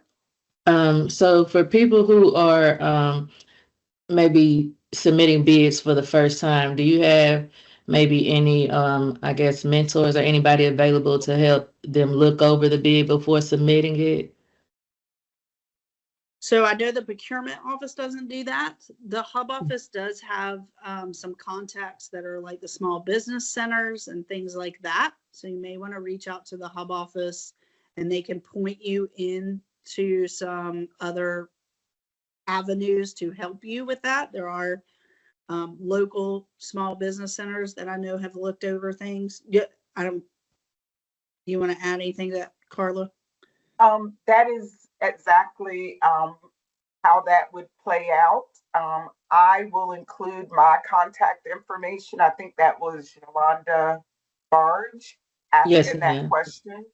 And if you want to reach out, we can connect you or help you with it. Okay. Thank you. Hey. And you're in the hub, the small business, We are. Yeah. I am in the hub office. the hub Yes. office. Okay. Yes. All All right. right. No Let's other. keep on. Yeah, Yeah. we can move forward. I am advancing. All right. So we're going to talk about how to submit your response to these solicitations. We're going to talk about direct submittal, e-procurement collaborative space, which is within the e-procurement system. Some of the agencies are using that. DOA is not using it currently. However, it may be coming, and there's some training on it that we'll point you to. The EVP solicitation search and response. So looking on EVP, how to search and how to provide your response.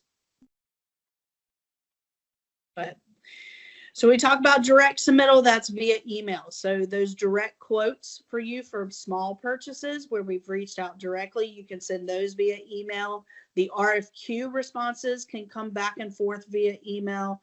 The IQR, that PDF, that 4-page PDF can come back and forth via email. Just know that any quotes has to be less than 30 days current to be expected. We're going to go over the collaborative space, which is that tool within e-procurement, and then EVP, which will be listed in the solicitation that's posted on EVP, whether it's been submitted by mail or through the e-procurement sourcing tool. And so we just use the EVP vendor search to find vendors when to submit to all these different ways of getting bids. We use the vendor search mostly to get those vendors to receive those informal quotes, small purchase, as well as formal bids. And lots of the other agencies and departments also, including the schools, also post their solicitations out there on EVP. Go on to the next one. So the collaborative space is a requisitioning space within e-procurement. So basically when a user sets up their requisition that I'm trying to buy something, it lets them reach out to the vendor community registered in EVP within e-procurement.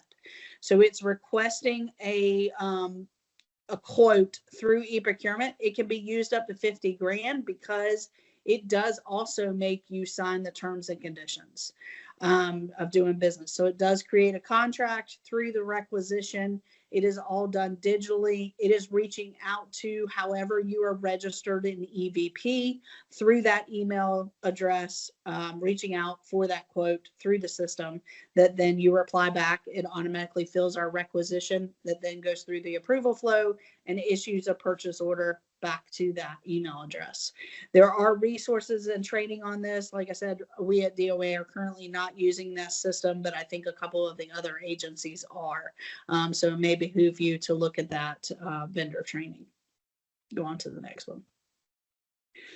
So EVP is for the formal solicitation. So again, that's our IFBs and our RFPs. This system allows us to advertise for goods and services, all of those different state agencies, universities, community colleges. It allows us to seek that open and fair competition.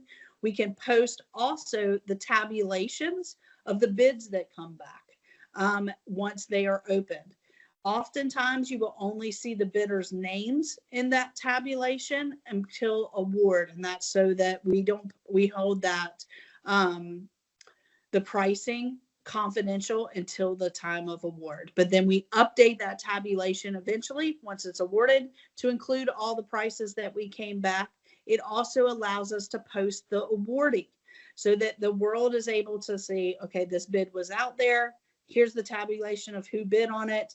And then here is who was awarded and the price that was awarded. So all of that is open, transparent. If you have submitted a bid, make sure you keep up with that bid number because that will allow you to continuously look through EVP to be able to see where they are in the process. You can see that, okay, it's opened, here's the tabulations, and then once awarded, you'll be able to see that out there. If you have any questions during that process, once it's opened and it hasn't been awarded, you can only reach out to the purchasing office to kind of see where they are in those approval processes and to see when they think it will be awarded. It allows you as a vendor to be able to market your goods and services, because registering, that's where we're getting our vendors from. It allows you to search those business opportunities 24/7. It is free to register on EVP. So that allows you for those opportunities free to register. It also allows you to see the tabulations and award information on past contracts that are out there. You can search by agency, you can search by keyword, and you'll be able to see any past contracts that were posted on EVP and closed to be able to see the pricing that we've paid in the past. So that's all out there. It stays out indefinite. It does not ever go away. In our old IPS system, it only used to sit out for I think 90 days. Now it's out there indefinitely. Go to the next one.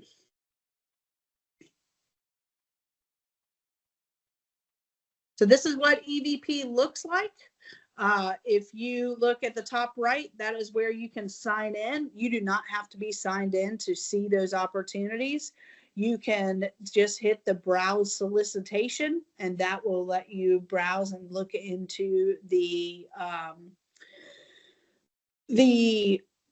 vendor search, the solicitation search, where you can search by that keyword, search by commodity code. You can search by all those different things, agency, within the browse solicitations button. You can browse our vendor search. This is where we browse for our vendors, is also on this EVP portal. And then you can sign in or register, also here on the big block on the right. So once you're signed in, that is the only way. You do have to be signed in to EVP to actually submit a bid, but you don't have to be signed in to view our vendor search or browse the solicitations. Keep on going. So once you are in there, this is kind of what it looks like. You can browse solicitations by company, by department. You can look for open. Pending solicitation means that it's closed, but still waiting on award. You can look for the old past award or canceled bids. You can look by closing date, bid opening date, things like that. Keyword also is down there at the bottom, and you can export those results into Excel. When you actually get into a solicitation, this is what it will look like. You do have to be logged in here to hit respond to a solicitation. If it is a REBA solicitation, when you hit respond to solicitation, the system will email you a link to the email address that you're registered to the Ariba tool. So you only get to the Ariba tool by hitting respond to solicitation. They will then email you the link into the tool to actually upload your bid. But in EVP, you should be able to see the solicitation document and any addendums that we're posting. You don't have to be signed in here to see those. They would be posted down below, as well as the tabulations and award once it's closed. It will give you a little bit of information on the actual, so this was an aggregate bid for DOT. It gives you that solicitation number. That's the one that I would make sure that you document along the process to be able to get back here easily and be able to see the description and who is bidding, the commodity code that is posted, all that information is out there. Keep going. So we talk about the sourcing tool. So like I said, once you hit intends to participate, it's going to email you the link into the tool. If that is being solicited through Ariba, is how you're going to submit your bid. Just know that you have to be registered with EVP to get into EVP and get that link. Once you're in Ariba, it may ask you to sign in with an Ariba password or set one of those up to get into the actual tool to submit your bid. However, it is soliciting, and however you are submitting your bid will be listed in that solicitation document. If you have any trouble with EVP or the Ariba tool, you can reach out to the help desk to help you get into both of these systems. There is training. There's all kinds of training on the e-procurement website. Again, there is responding to sourcing event training that has job aids with the screens of what you will see and kind of walk you through the process. Keep going. So once you're in Ariba, you will see that there is the content tab and any prerequisites. The great thing about Ariba sourcing is that it will tell you, we can break up to make sure that if we ask for that license, that contractor's license, we can put an extra spot where you can upload it individually, that license. It also gives you the ticking time bomb to when the system closes.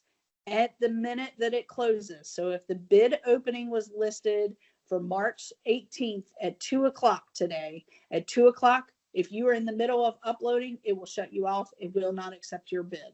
And make sure you know when that deadline is. If it's late, it will not accept your bid. You cannot be in the middle of uploading. You can upload until that time, and then the system shuts you off. That's when we hold that live bid opening, is at that 2 o'clock deadline, if it was at 2 o'clock. But in the system, you can go through the different pieces of the content of the bid, make sure that you sign and you upload what you're supposed to upload in the Ariba tool. Go on to the next one. So any questions on submitting your bid?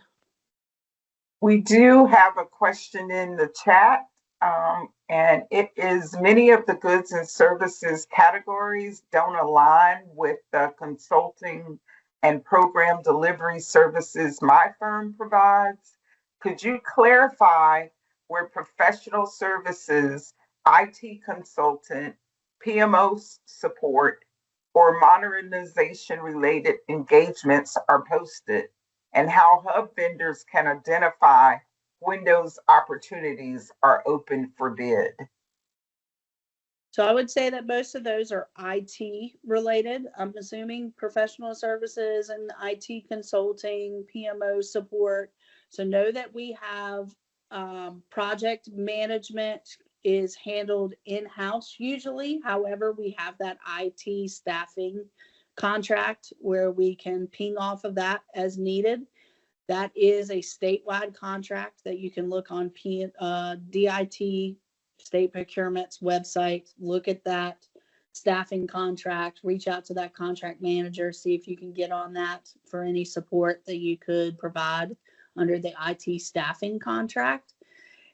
All other proposals that go out that are not on that state term contract are posted to EVP. So any other needs that would be for modernization related engagements or IT related services, replacing systems, all of that will be posted to EVP.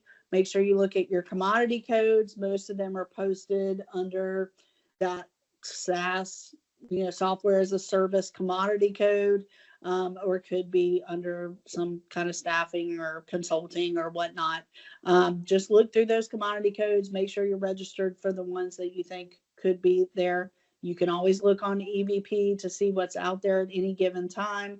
You can search by those commodity codes or keywords to see what open possibilities are, even closed. If you look back and see that we've closed or pending solicitations, that's something that department potentially does. So you would know that potentially could come up again. You could reach out to those contacts on those bids and say, this is what I provide. Can you point me in the right direction? So EVP not only is a great spot to get access to other vendors, but every bid has a contact for that particular bid. So maybe research that, look at past bids. It'll give you a contact number for somebody that posted that past bid that you can reach out to. Great. No other questions in the chat. If anyone has a question you want to raise your hand for. And seeing no hands raised, Meredith, I think we can plow forward. All right. All right, so we're going to talk about bid openings, evaluation methods, reference checks, that executive order price matching opportunity, and clarification of BAFOs. So we're going to talk about the evaluation methods. The bid opening and proposal opening is part of the formal bid. So only the IFBs and the RFPs have a formal bid opening. It is at a public opening date, time, and location. Like I said, DOA is doing theirs over Teams. And has since COVID. It works out well for us. There's a Teams link in our bids to be able to join. It is not a requirement that you attend the bid opening.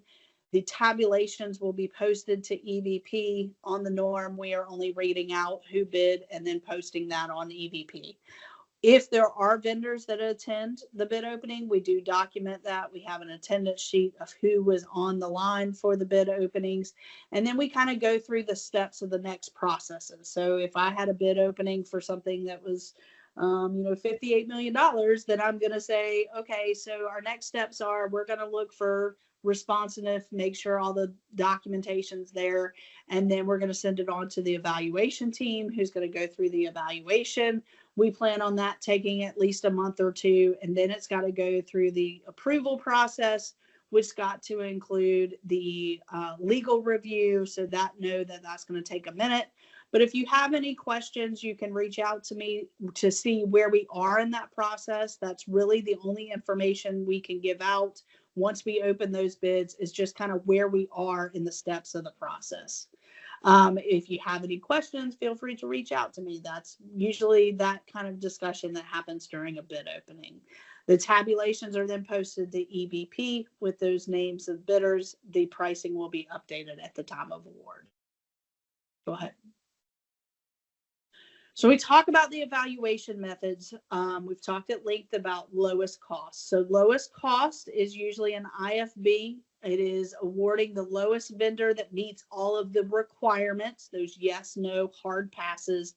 Did you provide those 3 references? Did you provide that license that I asked you for? And you offered the lowest cost. We are evaluating cost. Cost could be, strictly, I need your annual cost to do this service. Or it could be, what is the cost on top of, okay, now I'm having to rent equipment because I'm waiting to get this new equipment. We could be adding all of that in if it's going to take you longer to get me that equipment. Whatever the cost is and however that is calculated will also be listed in the document. Best value is a weighted method. So we have 2 different types of best value contracts. These are done on RFPs where we're evaluating on things other than the cost. It could be that past experience, who's doing the work, what's the technical approach. It could be multitude of things, but it's where cost and technical are not of equal value. And so with a weighted method, we will spell out, this is worth 5 points, this is worth 10 points, this is worth 100 points. Whatever that point scale is will be documented in the solicitation. And so then we will score those evaluations based off that point scale. A best value narrative method is where we document strengths and weaknesses, and then we evaluate which vendor provides the best overall solution to the state's problem, where we take cost as a factor, but that this vendor provides the best solution, provides the best technical, has the most qualifications, has the best experience that's related, and they provide the best value to the state. So those are the 3 different types of evaluation methods. Each one of these methods, however it is done, that is found in the solicitation document that is posted out on EVP. And I think you can hit next probably 3 times. 1, 2, 3. There you go. Okay. Keep going. All right. Next is reference checks. So when we do ask for references, you need to look out for the words must, may, submit, you have to provide things like that. Because then, like I said, if it's not there, then you're automatically rejected. We use reference checks to confirm whatever the vendor has said that they have done in the past and that it relates to what we're asking them to do. So we could call that reference to make sure that there was good performance, that there was completion. We could ask the vendor or the reference, would you hire them again? We could take that reference into consideration if it is part of the evaluation criteria. But if you are requiring references, we usually ask those references the same group of questions. It's all documented, and it becomes part of the procurement justification as to award. Go on to the next one. So BAFOs and clarifications, those are those other type of documents that create changes. So a request for clarification happens during the evaluation stage. If we get something back that doesn't make sense, or we need a little more information to ensure that we're understanding clearly what you did, it is clarifying. It is not asking you to change your proposal at that time. We're not asking for changes in pricing. You cannot alter your proposal that you submitted. We're just asking for clarification. A BAFO, on the other hand, could be that we are in negotiations, so that we've gotten all the bids back, we've reviewed and evaluated the bids, and now we need to negotiate to ensure that the contract is great for both parties. So we want to ensure that we have the right amount. We could be asking you, hey, this doesn't meet our budget. Can you lower your pricing? It could ask you, you took exceptions to this term and conditions. Do you agree upon this term and condition? It alters the vendor's proposal. We do not have to negotiate with all vendors. We could negotiate with one of the bids that we got back. We could negotiate with all or none. The vendor is requested to sign off that they agree to those final negotiations, and that document becomes part of the final contract. On to the next one. The Executive Order 50 is in the back of IFBs because it has to do with goods. It is where it was put into place when Bev Perdue was our governor, and it offers a price matching opportunity for North Carolina vendors. It's for goods only, not services, and it is an attachment in the back of formal solicitations. You have to indicate if you would like to intend to participate in any price matching. Your firm has to be headquartered in North Carolina to be able to participate. And what happens is, it's if an out-of-state vendor offers a pricing within 5% or $10,000 of the North Carolina vendor, we offer the North Carolina vendor to match that out-of-state vendor's pricing to keep those dollar values within the state. So it is a price matching of an out-of-state vendor. It doesn't happen often, but it has happened where an out-of-state vendor has offered a lower price that's within that range, and then we offer the North Carolina vendor to match that price. So now we're going to get into the award process. So you've gone through all the hoopla. You have found the bid, submitted a proposal, you've gone through an evaluation, and now you've been awarded the contract. So what comes next? We're going to talk about award notifications, purchase orders that are issued through procurement, and then invoicing to get you paid. So go on. So award notification, know that once it's been awarded, it's gone through all approvals, and we've gotten approval to actually certify the award. The agency purchase office usually sends a certification of award memo that outlines the very basics of how much money and what the term is, who your contract manager is. Now you can talk to them about having a kickoff meeting and doing all of that. That memo usually gives you the basics of the contract. You will also receive the purchase order through eProcurement that goes to the email address of your registration. The award is then posted out to EVP within 3 days of that final approval, so that you can see who was awarded. Maybe it wasn't you, but you can now see the award because it's posted on EVP.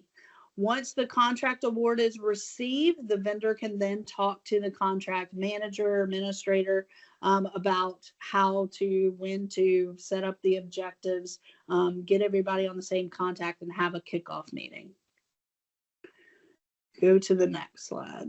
Purchase order. So what to be on the lookout for on the purchase order that you receive is the description of the items and services, the bid contract number, account codes, pricing, delivery schedule, payment terms, the effective dates of the contract term. Often we will issue a new PO for every year of a contract. So if it was a 1-year contract, we are only obligated to obligate the funds for that first year. And then we will get a new purchase order for every renewal that we exercise. So it should have the effective term for that actual purchase order to make sure that that's on your invoice correct. Transportation and freight, we want to make sure that's a separate line because we all know that shipping is a service and not a good. So it could have a separate line for transportation or freight. Terms and conditions, anything that's signed, if you have the executed contract, that will be attached to the purchase orders. It's great. It allows us to attach any documents that were associated to the contract. There is a section on the purchase order for comments to vendor. So if it was a small purchase and we just got a quote from you, look at those comments for vendors, because maybe if we bought 1,500 batteries that weigh 15 pounds a piece, we don't have a loading dock, it might be something you need to know. So make sure you look at the comments to vendor, and that it also could have your now contract administrator and their information to talk to about actual delivery could be included on the purchase order. Go to the next one. So invoicing, make sure that you are invoicing the ordering division. Whatever is on the bill to section of your PO is where you need to send your invoice.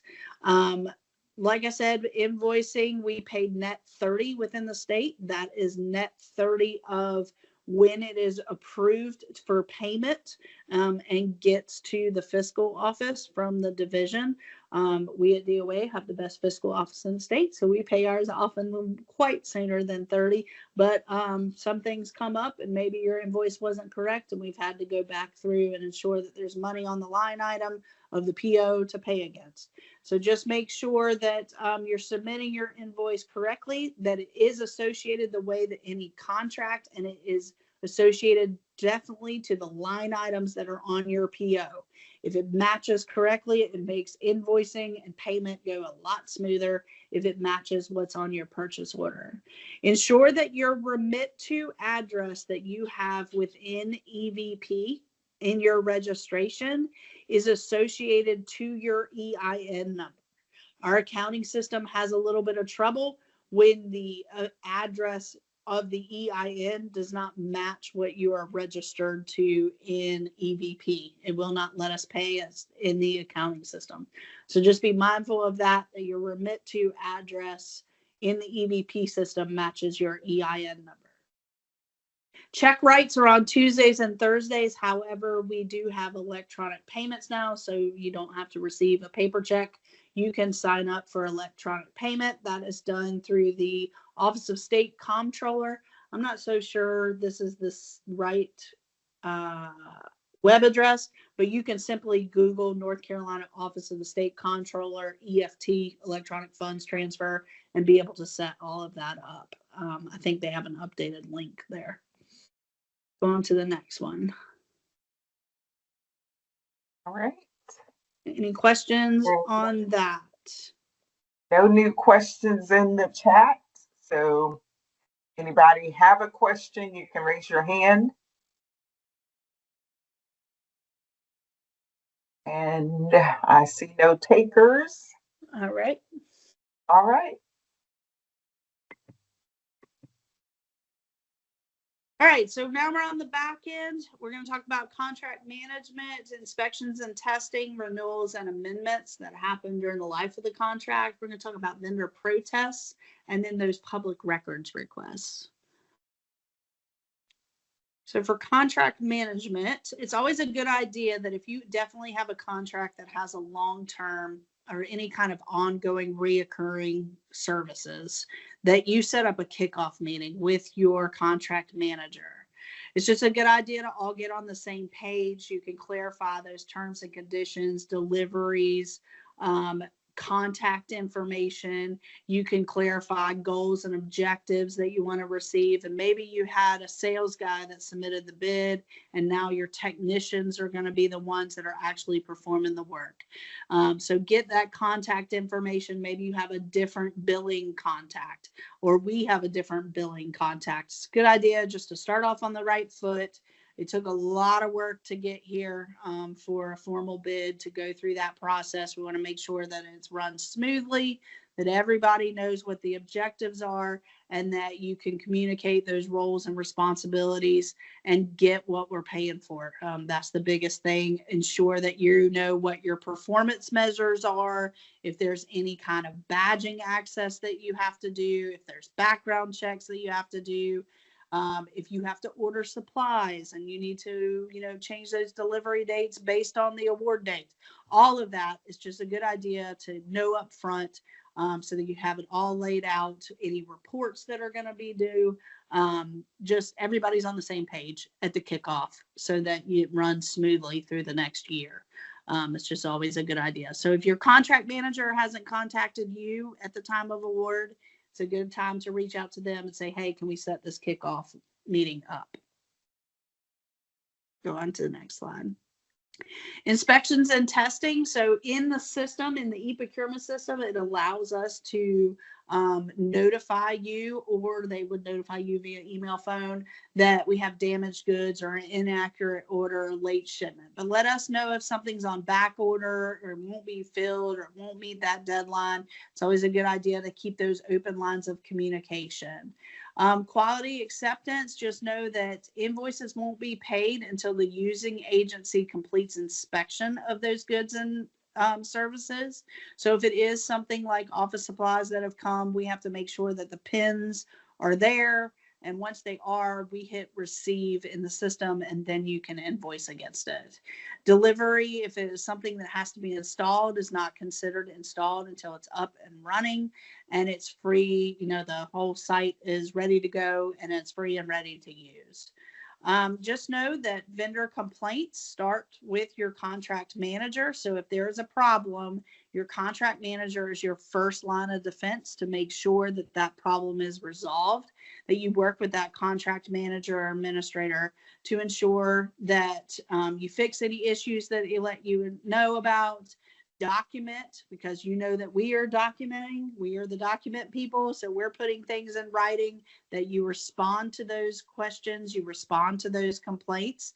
If it does get so hard with the contract manager that they feel like they're not getting what they need to make sure that the contract's running smoothly, they may reach out to the purchasing office to send a formal vendor complaint. If you ever get a formal vendor complaint, it will include some actions to cure. It will state that you are in breach of contract. It will cite where in the contract you are in breach. You are only held to what is in the contract as far as tasks and deliverables, and it will include actions to cure. So make sure that you are fixing any actions. It does also give you the opportunity, if you want to set up a meeting, if y'all want to get on the same page, you can do that. You can reach out. Just make sure that you respond as you should, even if the response is, I want to talk about this. Just make sure you're meeting those deadlines, because otherwise it does give us, some girth to be able to cancel or terminate a contract. So just make sure that you're handling complaints and that you're reaching out and that you're working together. Like I said, it took a long time to get here. We want to make sure that it's good for both parties. Go on to the next one. So renewals happen. Renewals are written in up front in the contract term. That includes options to renew so normally, like I said, we can do a 3-year contract without any additional approvals. Sometimes that's 1 year with 2 options to renew. Renewals are optional to the state, do not have to be exercised. We could be that we don't have any money. It could be that the scope is changing. It could be a multitude of reasons of why we opt not to renew to that. But that is up to the state to exercise those renewals. We will generate a new purchase order for each year of a contract with that renewal attached. The amendments can happen to change anything during the life of a contract. It can be used to change rates, extensions, scopes, costs, things like that. If you have a landscape bid and the guy says, we're having an ant problem, can you just take care of the ants? And you say, sure, that's going to cost you an extra $10,000. And they're like, okay, just bill me for that. You'd be like, no. If it's not in writing, I'm not going to get paid for it. So we need to make sure and amend the contract to add the ants problem situation and what it's going to cost. Here's my quote for that. You need to get with your purchasing office to amend the contract and make sure it's in writing. So we are the only ones that can change the terms of a contract. Your contract manager cannot make those changes without it being in writing. So to cover you and us, we want to make sure you get paid for anything you're doing. Make sure that you do any amendments in writing and that you provide quotes for those amendments. So vendor protest, just know that a protest is used if you found that we did not follow some process or procedure during the solicitation process. You can only protest an award if you actually participated in the solicitation process. It is not your time to figure out how you did. If you want to know how you did on the bid, if you want to look at how we evaluated and what we thought of your proposal, that's a public records request. A protest can be submitted. It has to be in writing to the agency in which it was posted, along with the state procurement officer. There is information in the instructions to vendors on how to submit and where to submit your protest, but they must contain specific reasons and any supporting documentations for the protest. If you are protesting award, it must be submitted within 30 consecutive calendar days. If it is a PNC contract, if it is a DIT contract, I believe that window is only 15 days. So make sure that you're reviewing upon award how that was awarded. If you need to look at public records requests, get those in quick. But a protest letter is how your company was harmed and why you do agree with the award, where we messed up in some process, procedure, or we missed something. But know that when you submit your protest letter, the state procurement officer has options. They could ask you to come in to have a meeting about your protest. They could ask you, they could deny your protest outright. They could ask for additional information. They could make the agency rebid. There's multiple solutions to a protest, but all of that information is in the instructions to bid. Go to the next one. Public records request, everything that we do in state procurement is public record. And so the procurement file will include all the information, including the original bid submitted, all of the responses we got back, and any evaluation documentation. You can submit public records requests. You needed to submit it to the agency that posted that bid. Know that we post solicitations every day, all the time. There's lots of documentation. So it helps us if you know who submitted it, what the number was, who the awarded vendor is, what the purchase order numbers, any information you can get to that public records submittal will help us find those documents to be able to produce them. Know that each agency, some of them have electronic forms for public records that can be found on their websites. I know DOA does. We have just a standard form that asks, what are you looking for, to help our communications office produce those records. With that, know that if you submit a bid, your bid is potentially released in a public records request.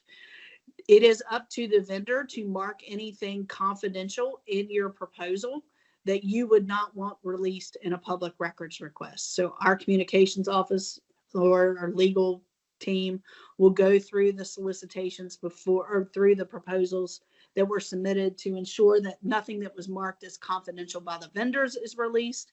Pricing is never confidential. It is released on the tabulations, so that cannot be marked as confidential. But if you did have trade secrets or something like that, your processes, your procedures, your systems, your financial records, things like that. It would behoove you to mark those as confidential when you submit your bids. Note that during an active solicitation, the only thing that you can request is who the current bidder is and what we are currently paying. We may not be able to release a public records request of the same services at that time while it's being bid out. So we might only be able to give out who is currently the bidder and what we are currently paying. Go to the next one. So these are the websites that I talked about today. We have DOA Purchase and Contract and DIT Purchasing, where you can find our state term contracts. You can find those contract managers for that. You can find a wealth of information on PNC's website, especially. There's a lot of information about vendor forms and vendor information. The EVP site is there where you can search through our, browse our solicitations, register to do business with the state, as well as search our vendor community there. The e-procurement website is where you can find all of that training resources on all the different systems that e-procurement has. And then the hub office is where you can find other events and register for other things that the hub office offers, as well as their contacts to help you out as a hub vendor. And I think that is it. We are on time today, Carla. Yes, Even we with our are. mishap. Yes, we are. And so if there are any questions, we are open to answer them. No questions in the chat, so if you want to raise your hand. All right, Yolanda, go ahead. Is there anything extra you could do to make yourself stand out on the EVP website? Not on the EVP website. I would say that is strictly like a registration type website. You're not able to put a description of your business or anything like that. It is strictly a registration. I think if you look through and do some research and actually reach out to the agencies and come up with a great capability statement, that's a great way to make yourself stand out. And then show up to these types of events to market yourself. Go to the Meet the Purchaser events and actually talk to purchasers about what you do. And then reach out to them via email with a great capability statement. Is a great way to get in front of the people that actually do that work, that would need those services. Because that's really where it starts, is that you know these folks that, you know, I do car detailing, so people at Motor Fleet are going to need that type of service. That's who you need to get in front of. So doing the research, I know it takes some bit, but that's your best bet to really market yourself to the individual agencies, and then attend those events where you can get in front of somebody and market yourself. Okay, thank you. Mm-hmm.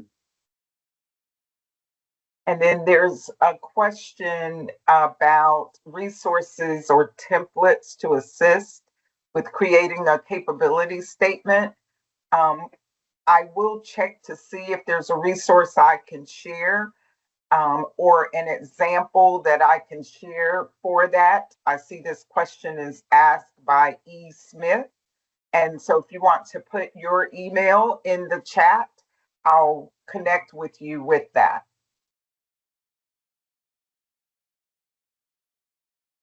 Any other questions? Thank you. I see your email. Yes, this is oh, I'm sorry. Go ahead. Go ahead. This is Carmen Blackman. I had also put a request in the chat earlier regarding, did you all have any samples of some really good quality capability statements that we could use? I've done one before, but I think I need to kind of brush it up some. So I'm just trying to make sure I'm coming across that I can, do the capabilities that will be requested of us if we are awarded, any type of grants or, contracts. Okay, you want to drop your email, and I believe we have a training, and I'll link to that training also on capability statements and creating Uh-huh. them. Okay. All right. Okay. Thank you. All right. Anybody else? As we stated earlier, this presentation and the video recording will be emailed along with links to a lot of the websites that we've discussed, including the capability training video. I will put that in the email. We've also included a link to a survey in the chat. If you would respond to our survey and let us know how we're doing. And then finally, Meredith, thank you so much for your expertise and sharing that with our business owners. This training is offered the third Wednesday of every month, and so you can take it as many times as you want. This concludes our training. Thank you to each person that took the time out of their busy day to join us.